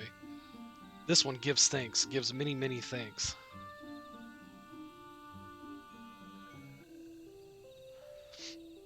Walking One carries message for Elder One. This one will deliver the message to Elder One. Walking One should not worry. Hello there. We're envoys from Gridania and we're here to treat with your people. Aye, we come to pay our respects to your elder and to learn from him more of your Lord Ramu. Who are these ones? These walking ones come from Gridania. Walking One became a dancing one and brought milk root, but Walking One tricks this one. This one does not like tricks. This one will speak no more. Elder One is busy. Walking One should go home. Go home, you say, but the sylphs of Little Solace have always welcomed Gridanian envoys with open wings. The letter carried by Hulk here is an oath of peace penned by the Elder Seedseer herself. Still you would refuse us? This one's reasons are no business of Walking One's. Elder One has no words for Gridania. Walking One's waste everyone's time. Well, I never turned away at the gates. Whatever did we do to deserve such a rude welcome? Was Hulk's jig insufficiently jiggy? I'm as baffled as you, but something tells me recent events have our erstwhile fluttery friends feeling uncommonly wary. It would seem we've no choice but to ask around and see how we might earn their trust. Oh, I gotta pick one. Man, it doesn't matter. Potions like that don't really get used in the game.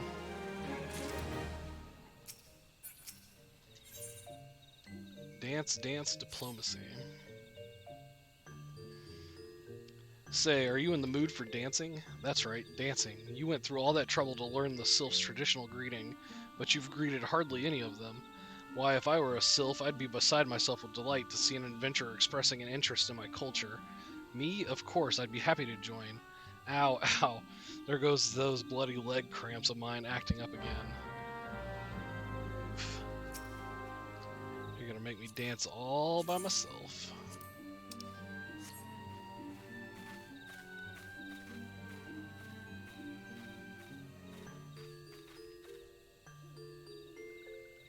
Oh, Walking One knows Jolly Dance.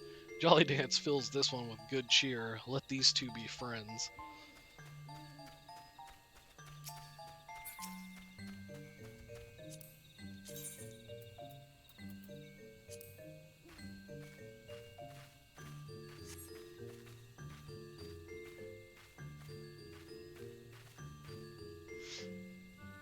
Walking One would be a friend to these ones. This one is overjoyed, but this one keeps the ways of weaving a secret.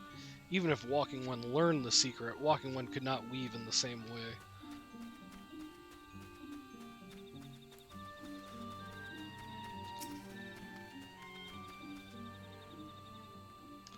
What does Walking One want with this one? Elder One warned this one not to get too friendly with Walking Ones. Oh, I forgot to dance.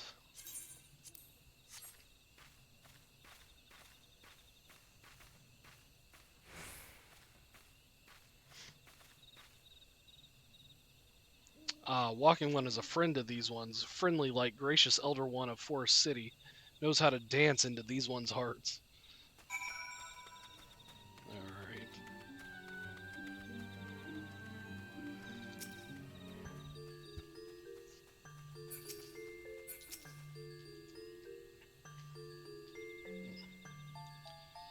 Would you like to hear the good news or the better news? The good news is that your lovely dancing has brought smiles and high spirits to all of Little Solace.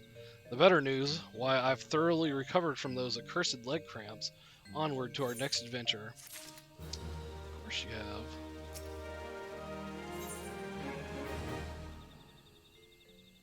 Forest Friend.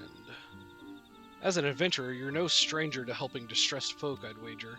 Tales of good deeds are quick to spread. The adventurer who comes to the aid of the local populace can go from stranger to hero overnight. No doubt you see what I'm getting at. The sylphs who make their home in Little Solace do so having been driven from their woodland home.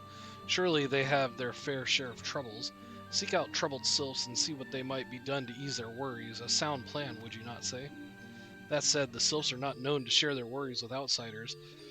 You'd be better off inquiring with Hearer Amedia of the Gridanians who reside here. She is most like to be privy to the sylphs' troubles.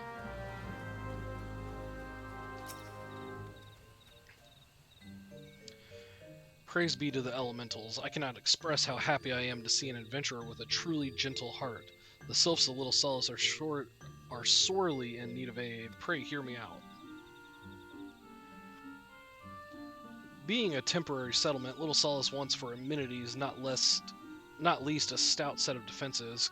Consequently, beasts from moms around are free to wander in and terrorize the hapless residents.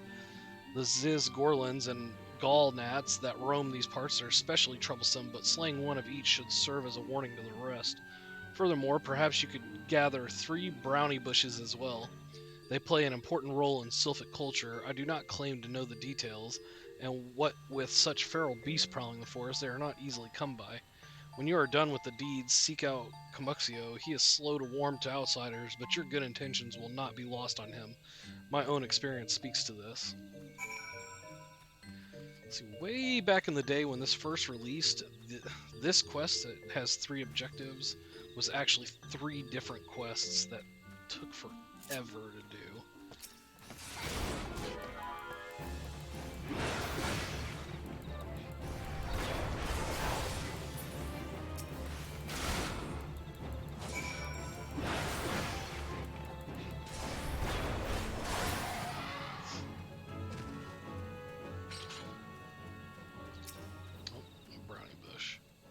Brownie brush.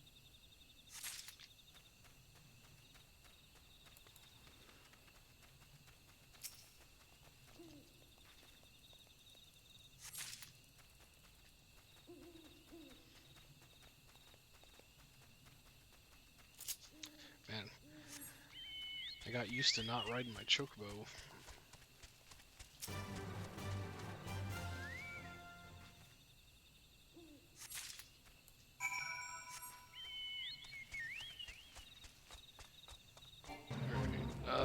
We gotta slay one of these. That's the Garlean installation in the background. Actually, I think we go in there way down the line from here, but I think we actually do. If I remember right, we go in there. Yeah, okay. Yeah, way down the line we'll actually see inside that place, but not right this second. Actually, not even in this expansion. It would be next expansion that we see inside there.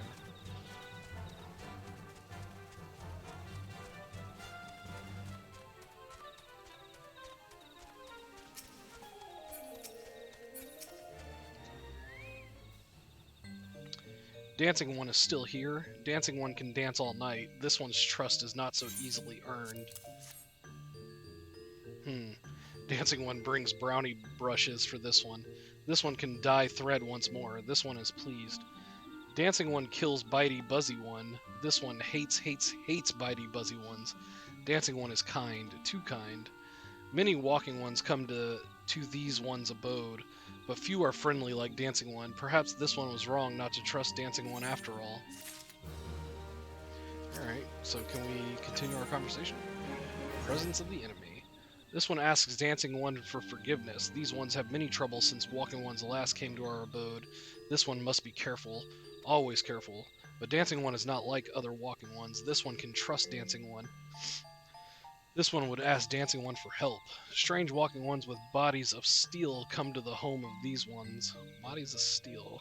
This one thinks steel ones come from Empire Garlands. Yep. Where Empire goes, many living ones become dead ones. Trees fall and bushes burn.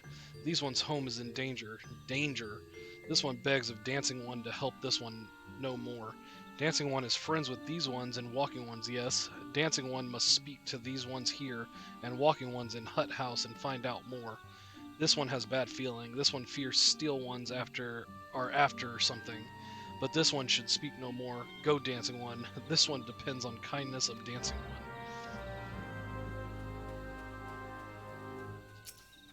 Alright, we're going to investigate Garlean presence. Strange steel walking ones. Yes, this one has seen. Steel walking ones carry big boxes. Maybe walking ones hunt for shiny treasure. This one likes treasure.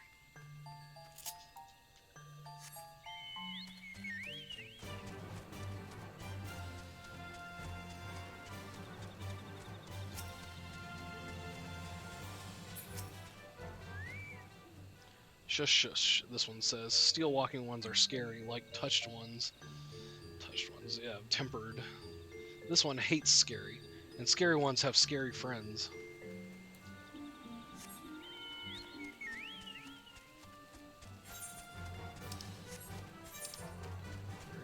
Oh man, this one's all the way back over there. Hey, there's two of them all the way back over there.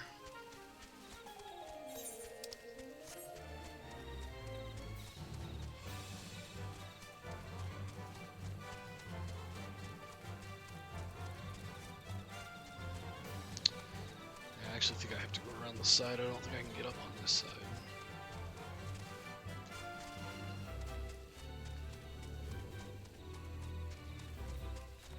Man, we could teleport, but that's just a waste of money. Later on, teleports become pretty expensive. So trying to save as much money as possible is a good idea.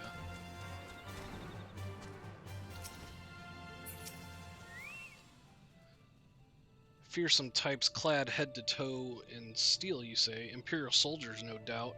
I couldn't tell you what they're plotting, but I'm sure it's nothing good. Well, yeah. I figured they were Garleans.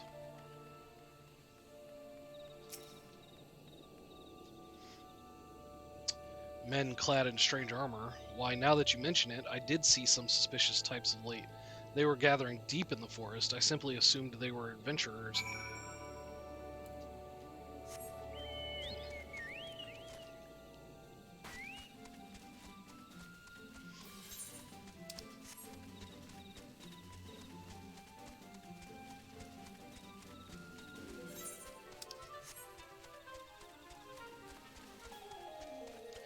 Alright, we're headed back to Camuxio.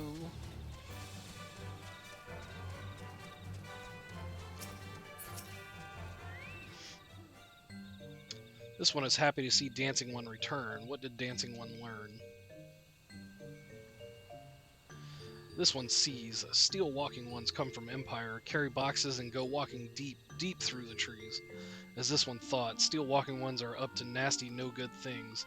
This one knows forest well. Steel walking ones try to hide, but this one will find them.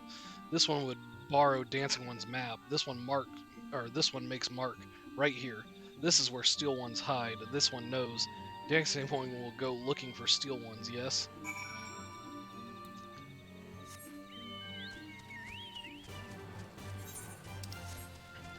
Alright, I guess we're going to look for the steel ones.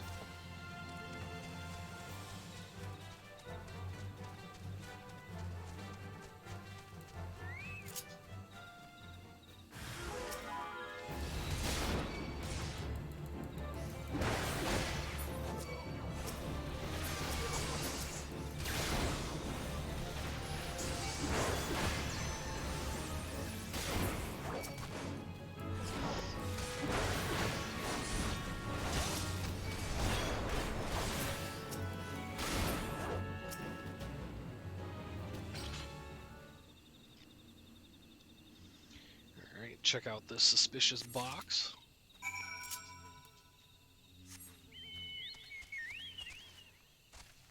Oh yeah, now back in the habit of using my chocobo.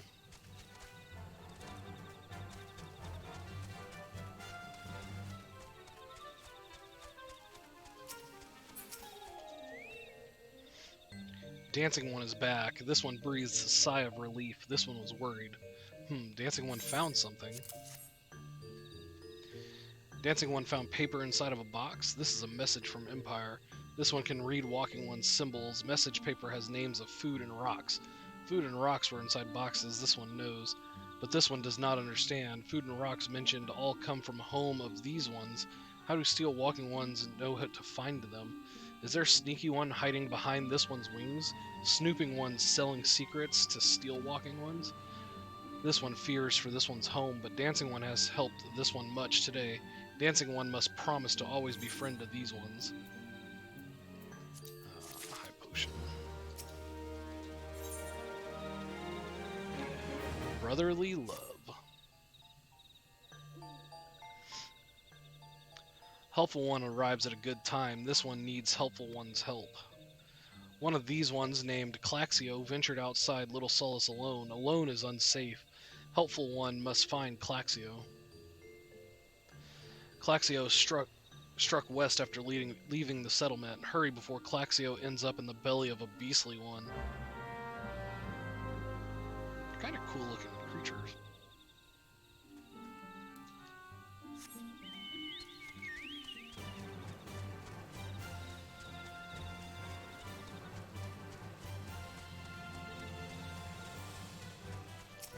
There you are, Claxio.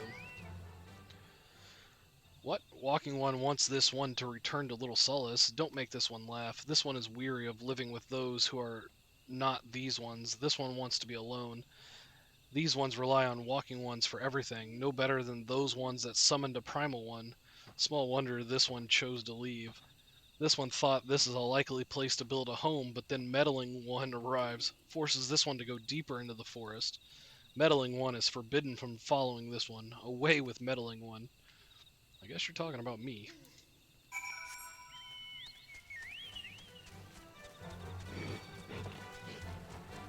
Oh, really? Really? Level 29, you're level 20. Man, I guess... What? Claxio refused to return to these one and went deeper into the forest, but this one saw touched ones lurking in the forest. Helpful One must hurry and find Claxio. Helpful One should search for spools of thread on the forest floor. Those things will lead Helpful One to Claxio. But hurry before touched ones take Claxio away. Alright, so we gotta find her before the tempered sylphs find Claxio. I'm not worried about you. Actually, you can't even do enough damage for me to be worried. Y'all can't either.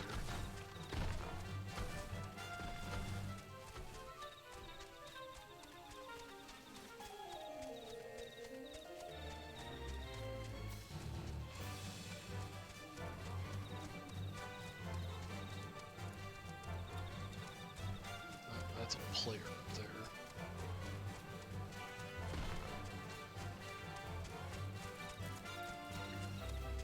Oh, we got a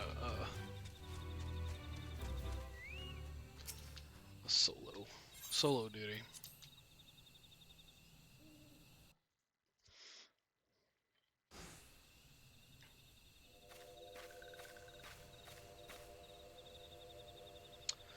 Meddling One is back. This one told Meddling One to be gone. Tell Camuxio that this one will never go back. Never.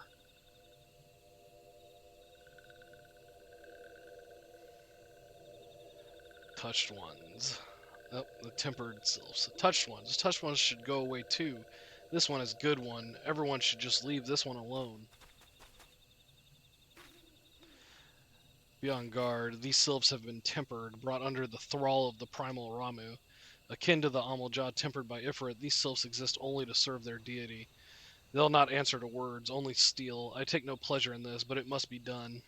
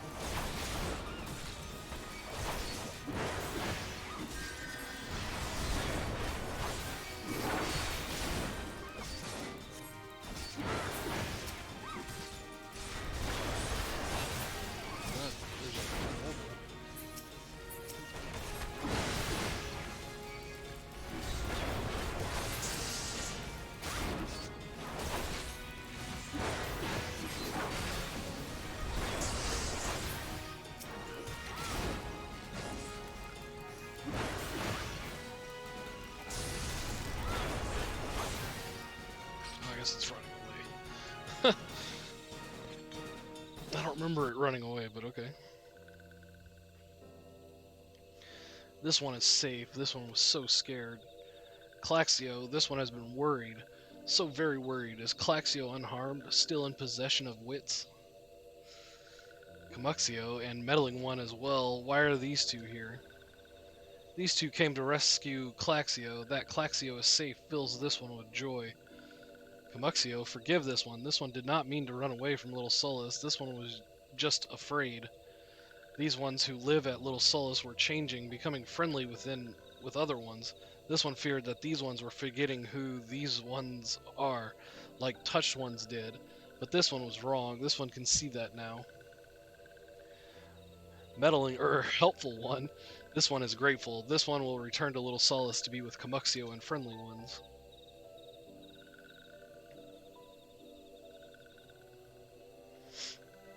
Well, that should see to that. What say we return to Little Solace as well?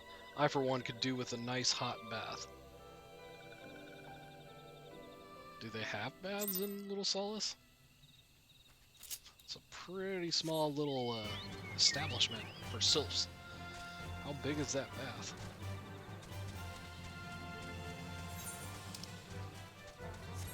Yeah, we definitely don't want to go that way. Not yet, anyways. Why is my map so zoomed in? There we go.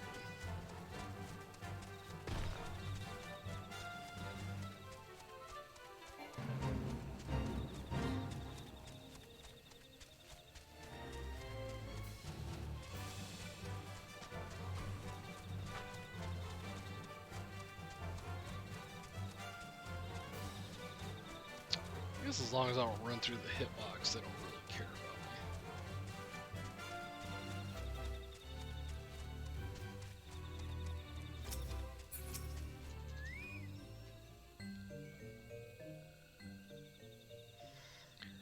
This one thought Claxio was lost forever. Helpful One saved Claxio. Now these ones can be family again. This one has known many walking ones, even many kind walking ones, but Helpful One is kindest and strongest of all. Helpful One is a hero to these ones. Helpful One will bring these ones and walking ones closer together. This one knows. This one would take Helpful One to see Elder One. But Elder One is... Uh-oh, what's going on with the Elder One? Mount speed. And lower Lenosha. Oh, did we get a mount speed increase everywhere? No. Not everywhere, just in certain spots. Weird. Okay. Spirited Away. This one must ask Kind One's forgiveness. This one made promise to take Kind One to see Elder One, yes, but this one cannot. This one cannot because Elder One is not here. Elder One is not anywhere. Elder One went into forest yesterday but has not come back. This one is worried. Elder One often goes into forest, but never for this long. Kind One will help Elder One, yes? Near where Elder One disappeared is the home of a walking one named Buscarin. Buscarin may know what happened to Elder One. This one would talk to Buscarin, but walking ones do not always trust these ones. Would Kind One talk to Buscarin for this one? And Kind One comes from Gridania, yes, and Gridania live many Kind Ones, yes? This one begs of Kind One, please go to Gridania and ask fellow Kind Ones for help, and please hurry. These ones are not safe until Elder One returns. Okay, well, I guess we're going back to the Adder's Nest.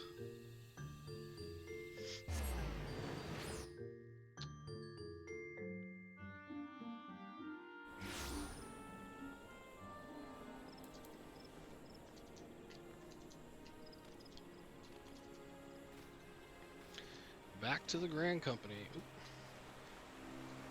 To see what the captain has to say. Her commander, Serpent Commander. Well, if it isn't our intrepid ambassador, how fare your diplomatic efforts with the Sylph tribes? Their elders gone missing, you say? Why, if he were to end up in the hands of the Tempered Ones, we'd have a crisis on our hands. You can assure the sylphs that my sharpest-eyed serpents will be on the lookout night and day. No stone must be left unturned. I would ask you to call upon Guillemolco at Bent Branch Meadows and deliver the message that the wood whalers are needed in the search effort. Bent Branch we have been to, yeah. So that's no big deal. We can just teleport over there. And they're right there. A message from Commander Halloy, you say?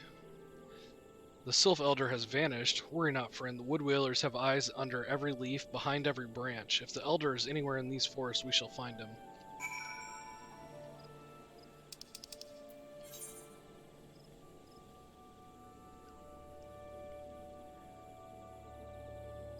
We're going to South Shroud. Yep, there's 2 crystals there we need to get. Oh, get this.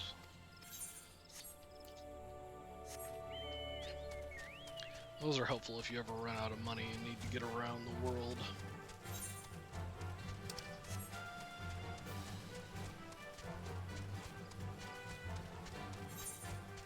The trade-off is they take a lot of time.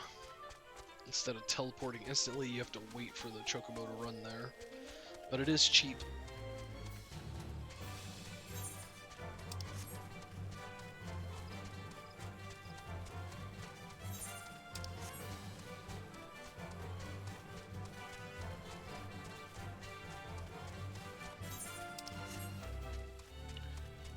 Alright, this should be a new map. South Shroud. Yep, new map.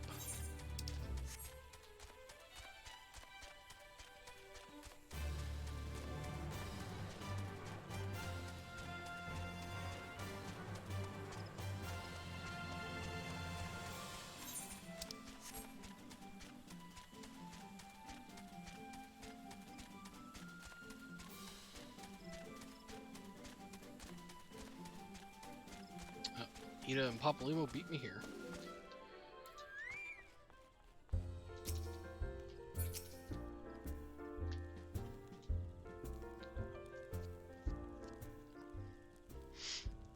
Well met, adventurer. We have the finest grog and grub this side of... not here to fill your belly, then. Ah, hunger for news, is it? Aye, there's been talk of a sylph lurking hereabouts, but I couldn't rightly say if it'd be the elder you seek. Those woodland scamps all look alike. Short of painting one red and another one blue, most folk would struggle to tell 2 of them apart. If you've the time, mayhap you could stay a while and see what the gods have in store. You never know, you might even stumble across the Sylph Elder yourself. Alright, there's one in the area. I guess we'll have to find it.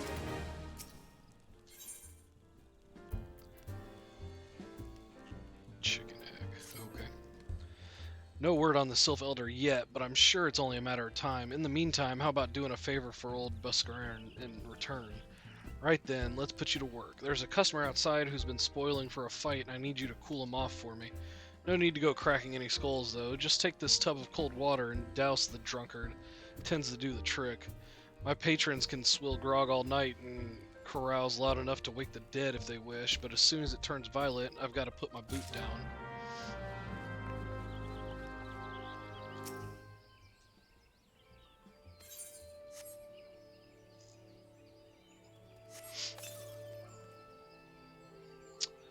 Gnophicus teats, that's cold. What do you mean no fighting? This dusk-white scum was... Yeah, I know the rules. That bastard gets to keep his skin for now.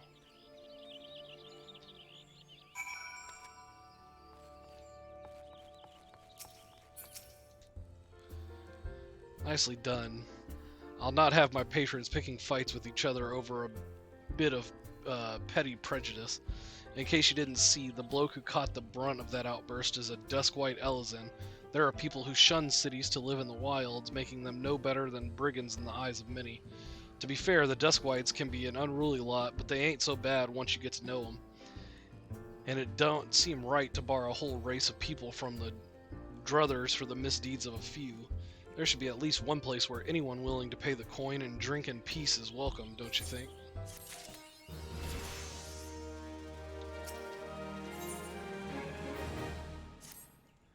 I appreciate all the good you've done for patrons. If you aren't disinclined, I have a favor of my own to ask you. There's a Kirin friend of mine you see, a name of Tetaroon, a good lad. It was right after the calamity that I came across him fallen in the shroud. He nearly died in all the havoc, so I took him in and nursed him back to health best I could. He worked here at my druthers for a spell after that, got to talking about striking out on his own. He did, and not long after cast his lot with a merchant bound for Lenosha. Well, it just so happens I got to cleaning up around here and came across something of his, this scarlet earring. I know he was fond of the thing, but he must have just forgotten it when he left, so I'd like to see that he gets it to him. Can't say for sure where he ended up, but might be a friend of mine can, a Rogadan fellow named Bainsing. You can find him on Hawker's Alley in Limsa Lamensa. He knows everything of the comings and goings of merchants there. Alright, we're gonna go get these portals before we make a trip over to Hawker's Alley. It's Limsa, isn't it? Pretty sure. Yeah. That's Limsa. We're definitely gonna get these, so otherwise we have to come all the way back. Oh, I missed the chocobo stable over there. It's fine.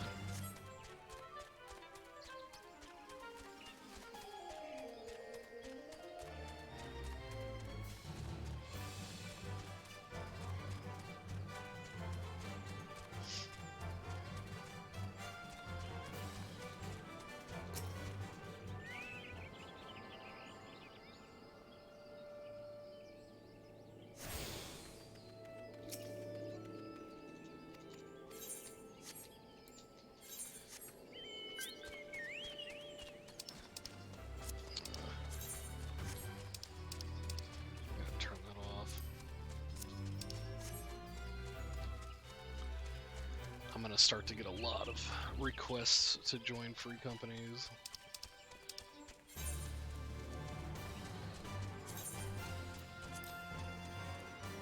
Oh, I gotta be careful in here. 36. I don't know if they would they probably wouldn't outright kill me, but I would take some damage for sure.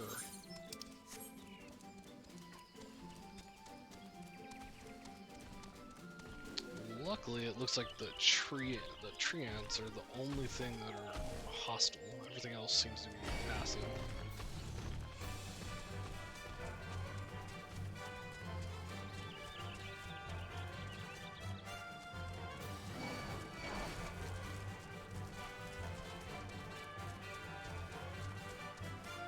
Don't stop and they can't catch you.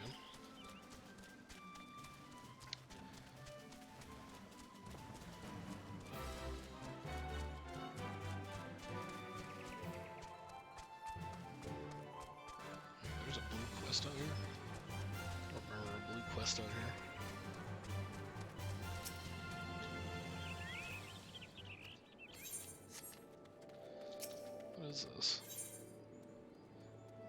Oh. Oh, yeah.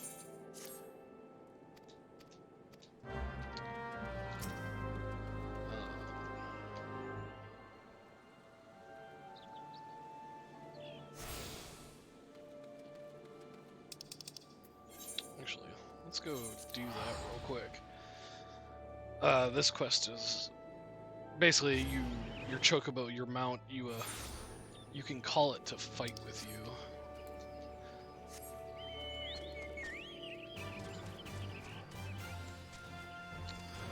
My graphics card is freaking out a little bit. Greetings, adventurer. Is there something you need? You wish to have your chocobo trained in combat? This is no small request you make. Riding your bird is one thing. Asking it to take hurts in your name is quite another. I will help train your chocobo, but on the promise that you will never unduly expose it to danger. Do I have your word? Very well. To begin, we will need a bunch of gashel greens. You have my leave to pick one from the fields yonder. Return here when you have it. We should pick up a few of those. Come on, graphics card.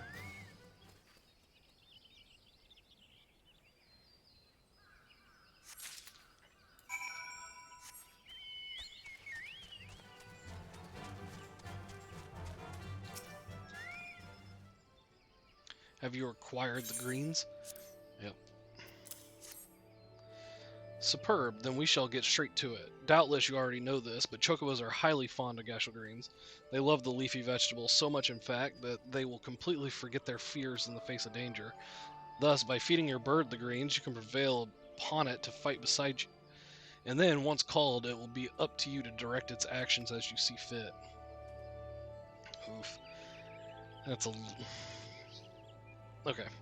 You will find that your chocobo innately responds to a number of general commands. Give your bird an order and it will act accordingly, and to do the best of its ability.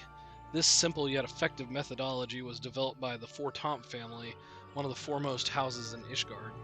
And that concludes your lesson. Of course, it is not enough to merely hear about a practice. One must venture forth and attempt it oneself. Summon your chocobo with a bunch of gashel greens and together make your way to Sorrel Haven. The broodses that prowl the area ought to be a suitable challenge for you and your companion. Put down 3 of them and return here. And lastly, by way of advice, I would recommend you keep an ample supply of gashel greens on your person at all times. Our resident vendor will be able to provide you with as much as you can carry. Yeah, fighting with your chocobo.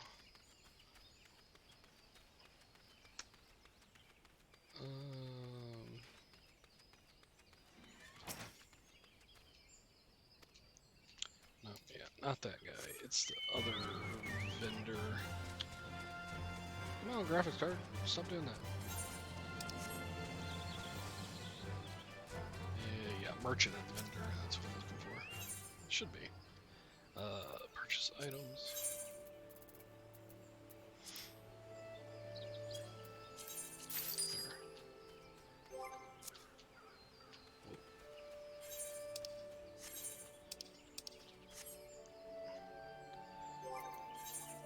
Alright.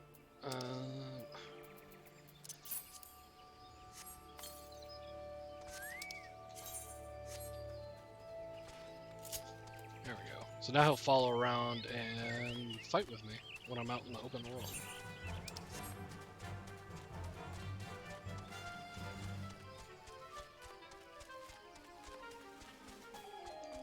So we'll go finish this quest so we can do this.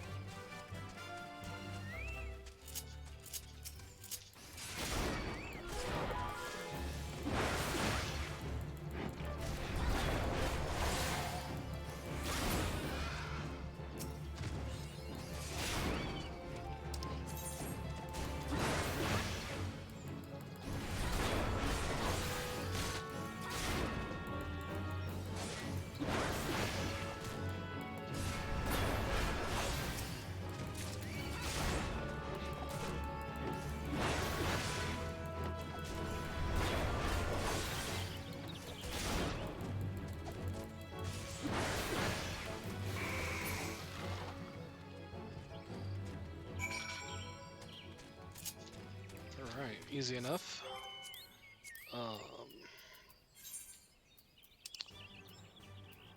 We're gonna put him into attacker. Actually, that was probably a bad idea. I should probably should have put him into healer, but it's whatever. I already chose. It's fine.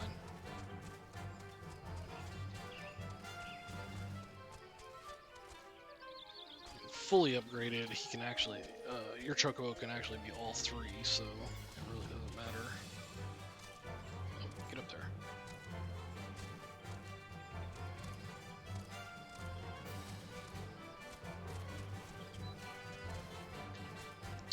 Dang, my graphics card is not liking this area for some reason. So you have successfully negotiated your first few battles with your chocobo. Well done. Tell me, how did it feel? Was it not supremely reassuring fighting with your feathered companion? Your chocobo can make up for your shortcomings or build upon your strengths. Indeed, there are countless ways the two of you might complement one another. Through some experimentation, you will come to find the approach that serves you best. Before I forget, I have one last parting gift, a saddlebag for your chocobo. Carrying Gashel Greens about can be quite cumbersome after all, and there should be sufficient room for your personal belongings should the need arise. I pray it serves you well on your travels. Cool. Why is bird in your hand? Oh. Okay, yeah.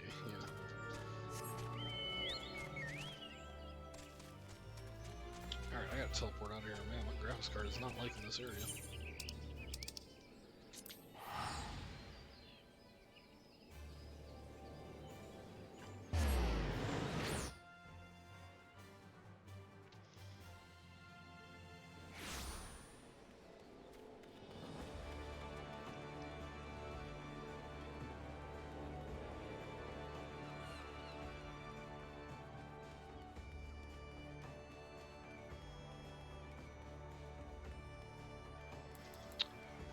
We're looking for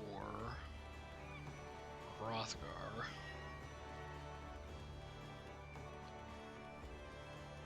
There he is.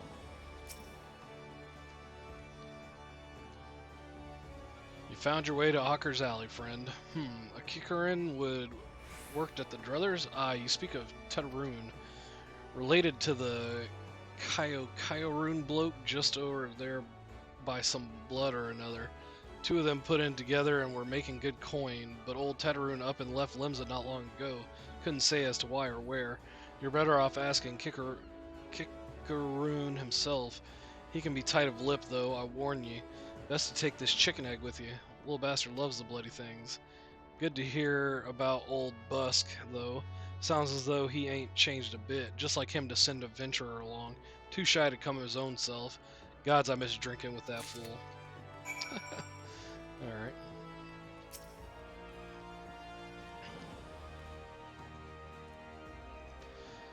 Customer, be welcome. Not customer? Not come with custom? Kikaroon busy with business, too busy for blather. Chicken egg? Kikaroon love chicken egg. Love chicken egg more than love customer. Looking for Tetaroon? Tetaroon no here no more. Tetaroon leave Limsa. Tetaroon go look for Sparklies. Now working at Trading Post. Good Trading Post. Forget where Trading Post is. Weinberg, no Tetaroon. Weinberg, no Trading Post. Weinberg at Ferry Docks. You go to Ferry Docks. Kikaroon forget things. Weinberg remember things. You talk to Weinberg, not Kikaroon. Okay.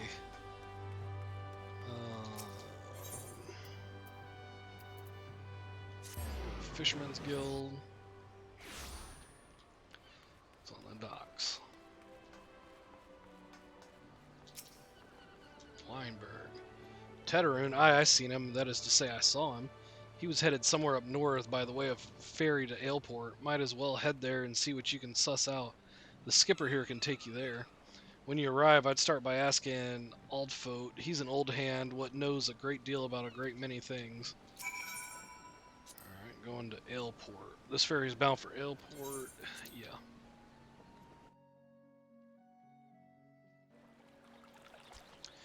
We've been to Aleport.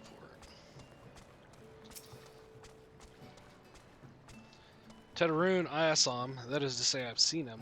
He took himself north through Skull Valley into Oakwood and was looking for a place run by his fellow Kikarin. I reckon he meant the one right on the shore of Bronze Lake, Memaroon's trading post. Follow the road and you're sure to find it. Right. Yeah, he's just up the road. He's on this side of Bronze Lake.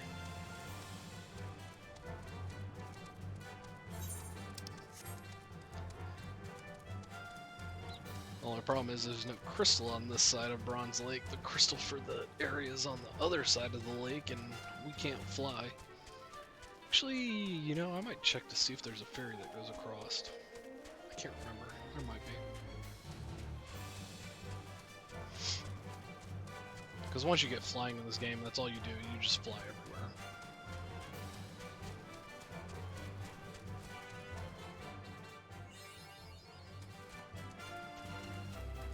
Oh, look at that.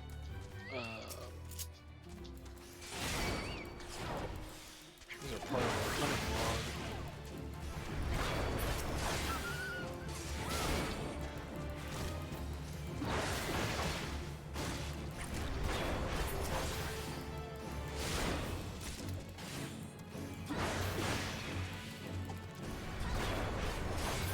guess it was good that we did this quest. Oh no, this is the main story quest. We had to come here anyways.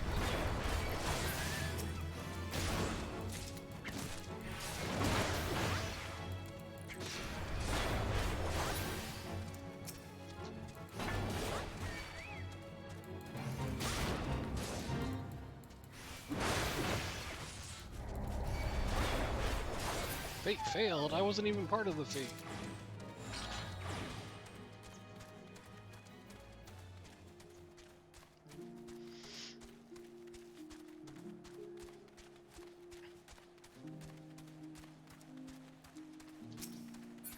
There's Tetarune.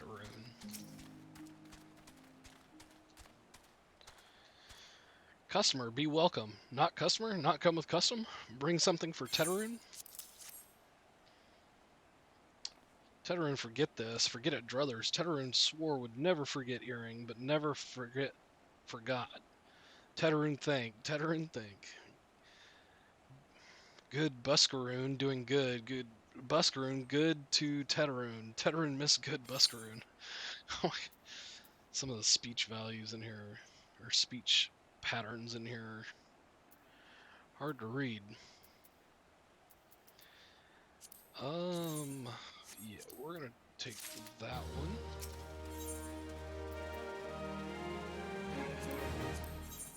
No, that's not what I meant. Okay, microbrewing. Good Buscaroon, help Tetarune. Tetarune dead without good Buscaroon. Must give thankies. Must many thankies. Tetarune make Kikaroon firewater for Buscaroon. Buscaroon love firewater. You help Tetarune make firewater? Need thingies to make. Need many thingies. Need Corel pup whiskers. Need 3 good Corel pup whiskers.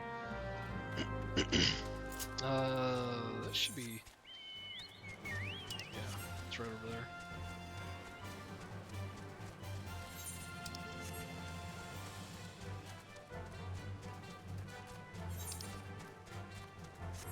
Actually, it does look like there's a boat over there. No, we don't need to go up. We need to go around.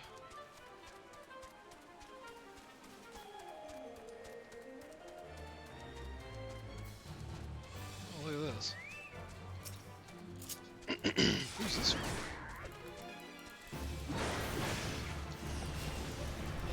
Oh, this is our Grand Company hunting log.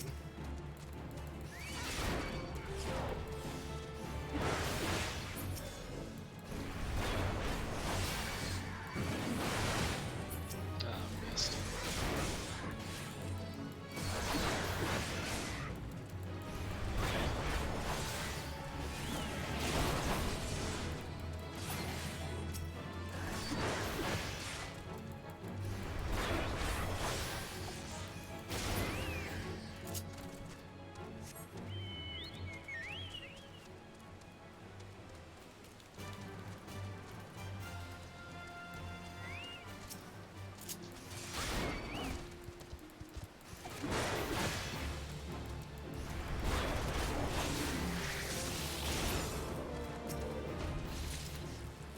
Oh, he paralyzed me.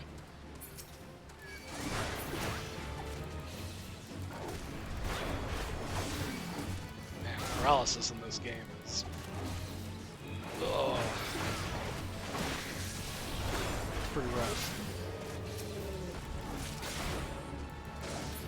Especially when they can just keep reapplying it.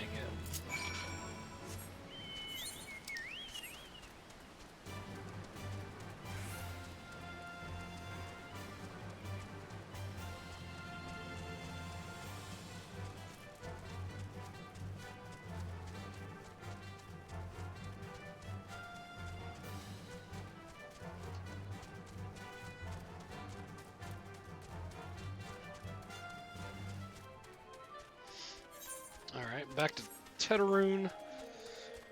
I guess he's gonna make firewater. And then we'll be headed back.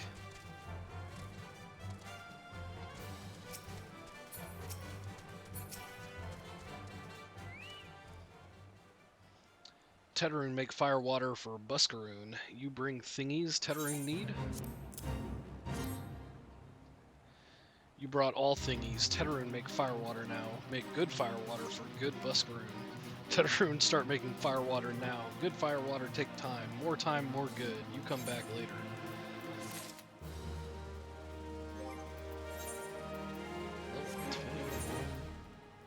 Yeah, I'm not gonna worry about that.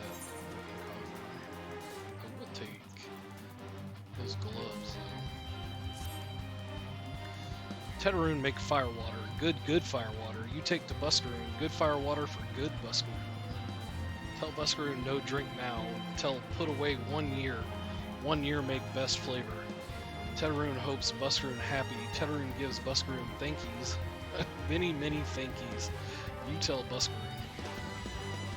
Tetaroon make big shop someday. Biggest shop in Eorzea. Make many sparklies. All thanks to good Buscaroon.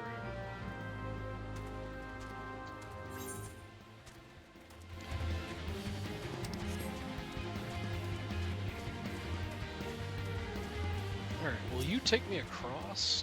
Adventurer wants going to shop at Gigeroon? Yeah. I don't remember where this takes me.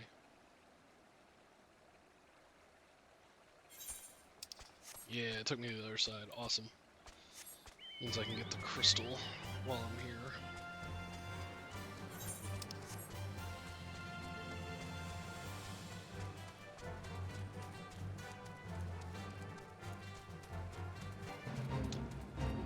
Be careful, I'm below what's needed here.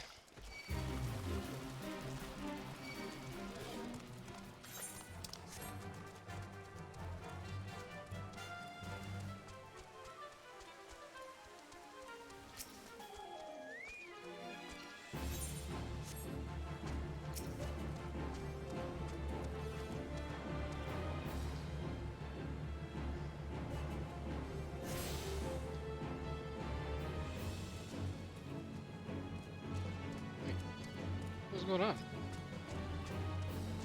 Oh, they're fighting the guards.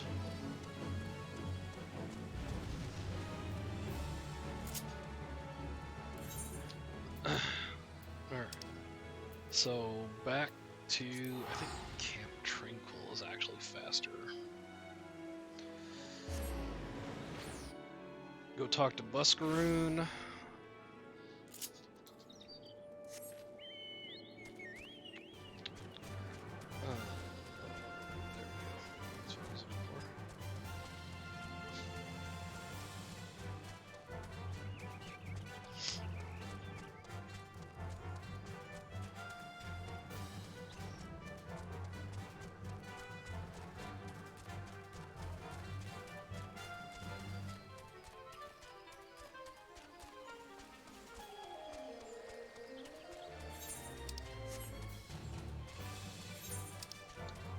This place is actually pretty far from both of the crystals.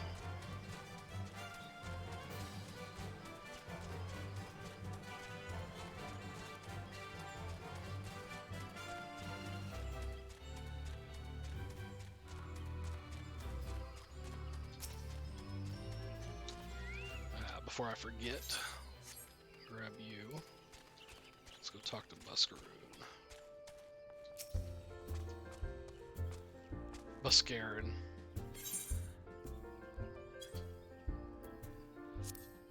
You've returned. Kicker and Firewater. So he remembers my fondness for the drink, does he?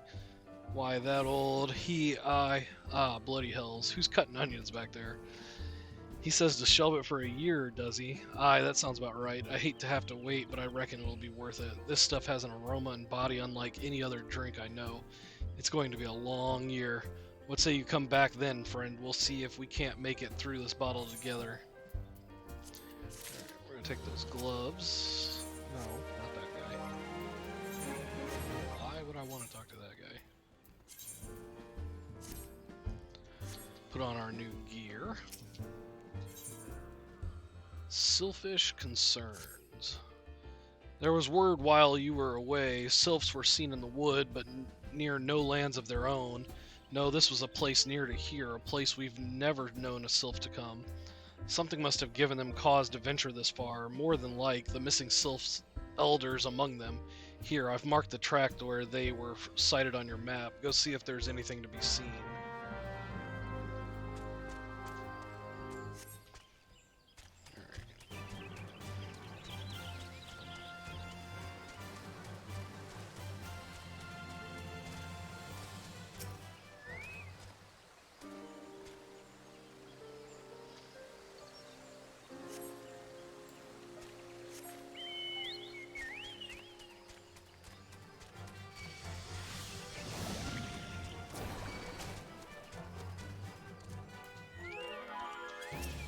Really? Y'all aren't even close to my level. I hit level 30.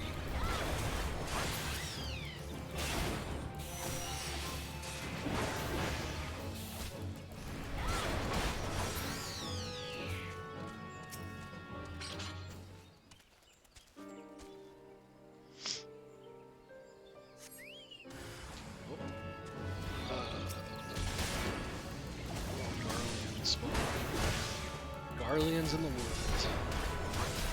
Looks like they're tracking the sylph too.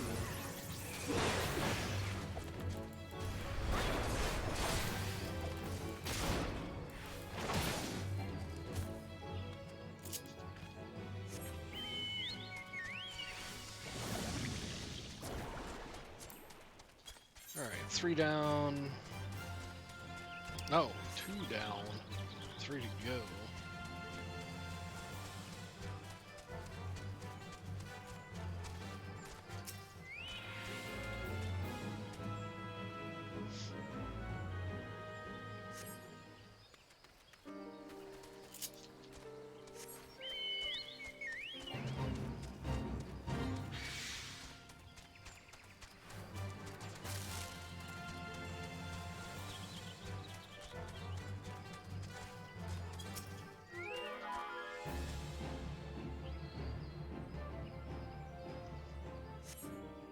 Alright, 4 down.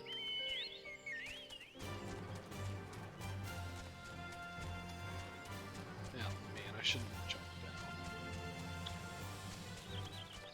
Dang.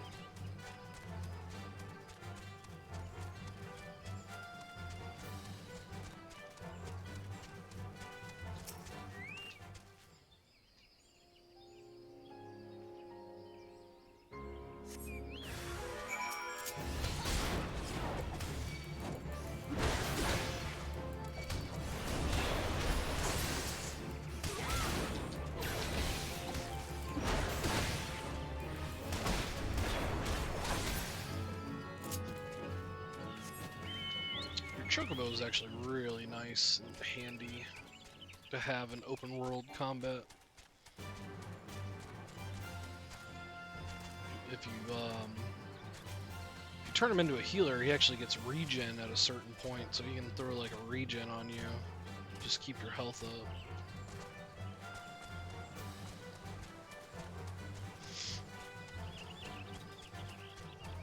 I mean, there's usefulness from all 3 of the roles, but I find the healer one to be the most useful. So is there aught to be found in the wood? What did you come to? Garleans in this part of the 12's wood? First sylphs and now Garleans, and all in the same place.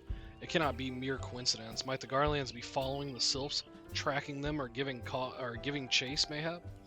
But no, not this far into the forest. The whalers' spires are everywhere. Imperials could never have stolen past them all. How in the bloody hells could they, unless someone guided them through? Someone who knew where the spires stand and when the whalers watch, a Gridanian traitor. Ooh, we got a Gridanian traitor. Legs on. Nouveau riche.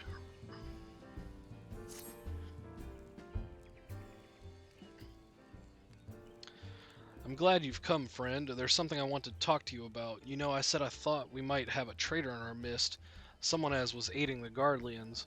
Well, I'm thinking I may have identified our suspect. There's a regular of mine who used to dine on thin soup and sip his pint on account of not being able to afford another, but of late he's taken to ordering my best wines and the finest cuts of meat I can lay my hands on. Were he a merchant, I'd probably think nothing of it, but this lad's a wood whaler.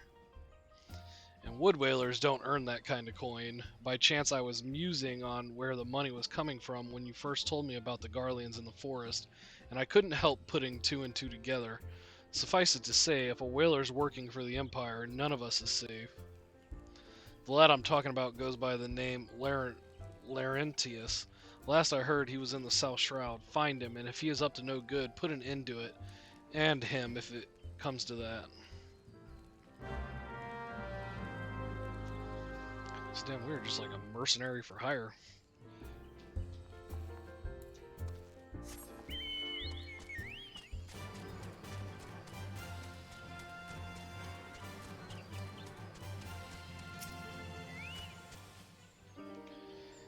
Can you not see I am on patrol? Be gone. If you have business with the whalers, take it to the barracks. Oh no, we're gonna follow you. Where'd you go? There you are.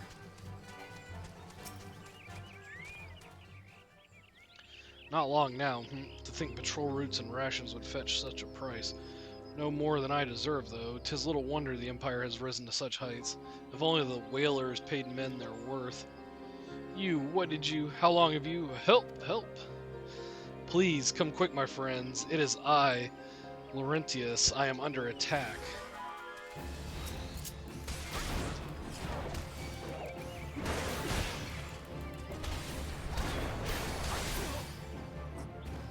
I hope that wasn't your only friend. It was? Okay.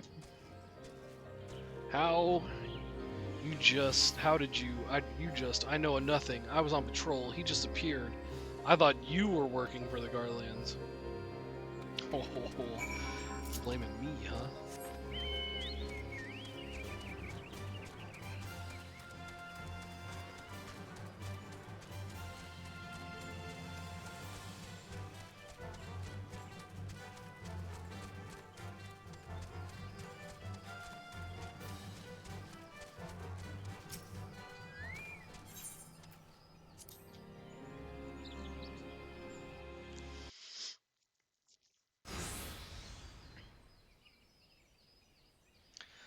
How long do you mean to keep this up?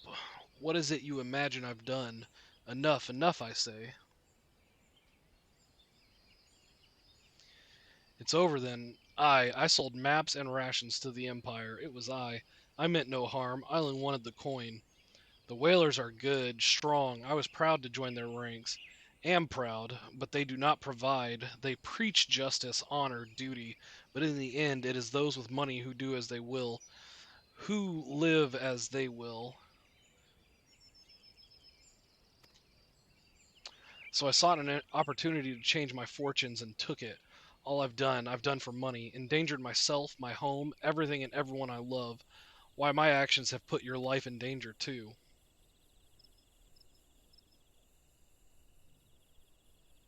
Laughing, huh? Though you do not yet realize how much. Bloody idiot, did you imagine that you had cornered me? It is not I who is cornered. Garleans, I've brought the Lalafell bastard. Yeah, I don't think this is going to turn out how you think it's going to turn out.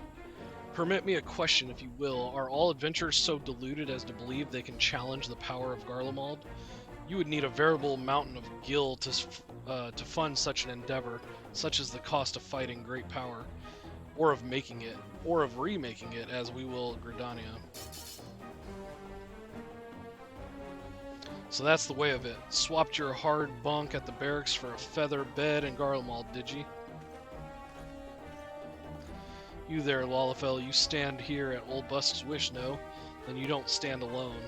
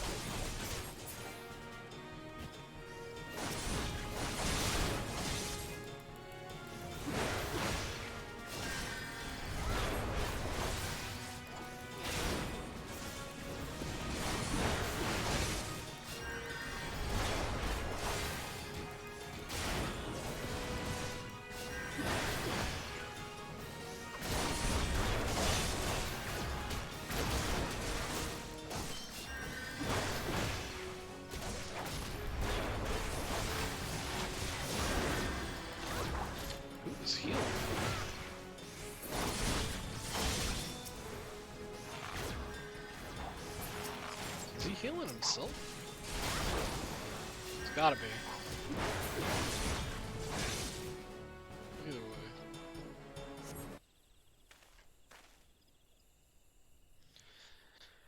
Impossible. How did you best the Empire's finest, and with bandits and poachers at your side?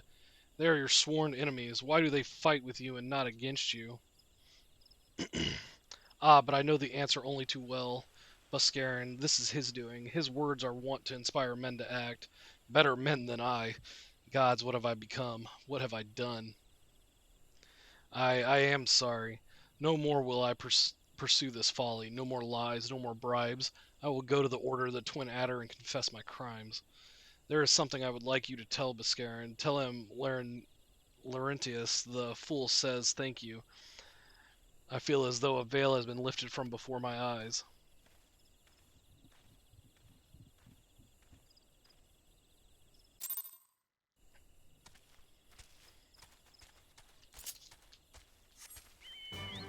So we're just going to trust him to go turn himself in?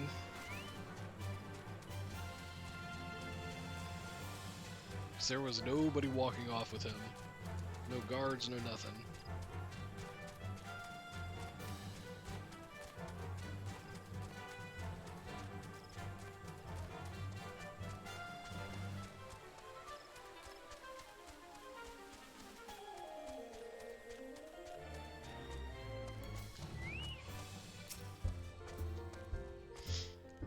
Aye, Laurentius confessed to his crimes. I just had word from the Twin Adder. Seems he marched straight into the nest and gave himself up.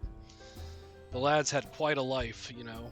His mother was killed by a brigand when he was only small. As a young man, he joined the Whalers, hoping to spare his fellow Gridanians the misery he'd known growing up. Trouble is, protecting Gridania is too big a job for one man, and he came to believe that he couldn't make a difference, that it was hopeless. There are few things more dangerous than desperation, and a man lost in the dark is easily drawn to the glimmer of coin. I reckon he thought that if he couldn't change the lot of his fellow man, he might as well change his own. Thing is, he was making a difference, just not on his own. Somehow he'd failed to grasp one simple truth, that those things we cannot do alone, we must do together. He asked you to thank me, did he? Then there's good in him yet. I just hope them at the Adder's Nest are able to see it. What he's done ain't easy to forgive, but I'd like to think he'd be afforded a chance to make amends. But let us leave fates to the 12. I have other news for you. The Sylph Elder has been found. Oof, and on that note, I think we're gonna leave it there. This video's at like 3 hours already. Alright, thanks for watching, and we will see you next time.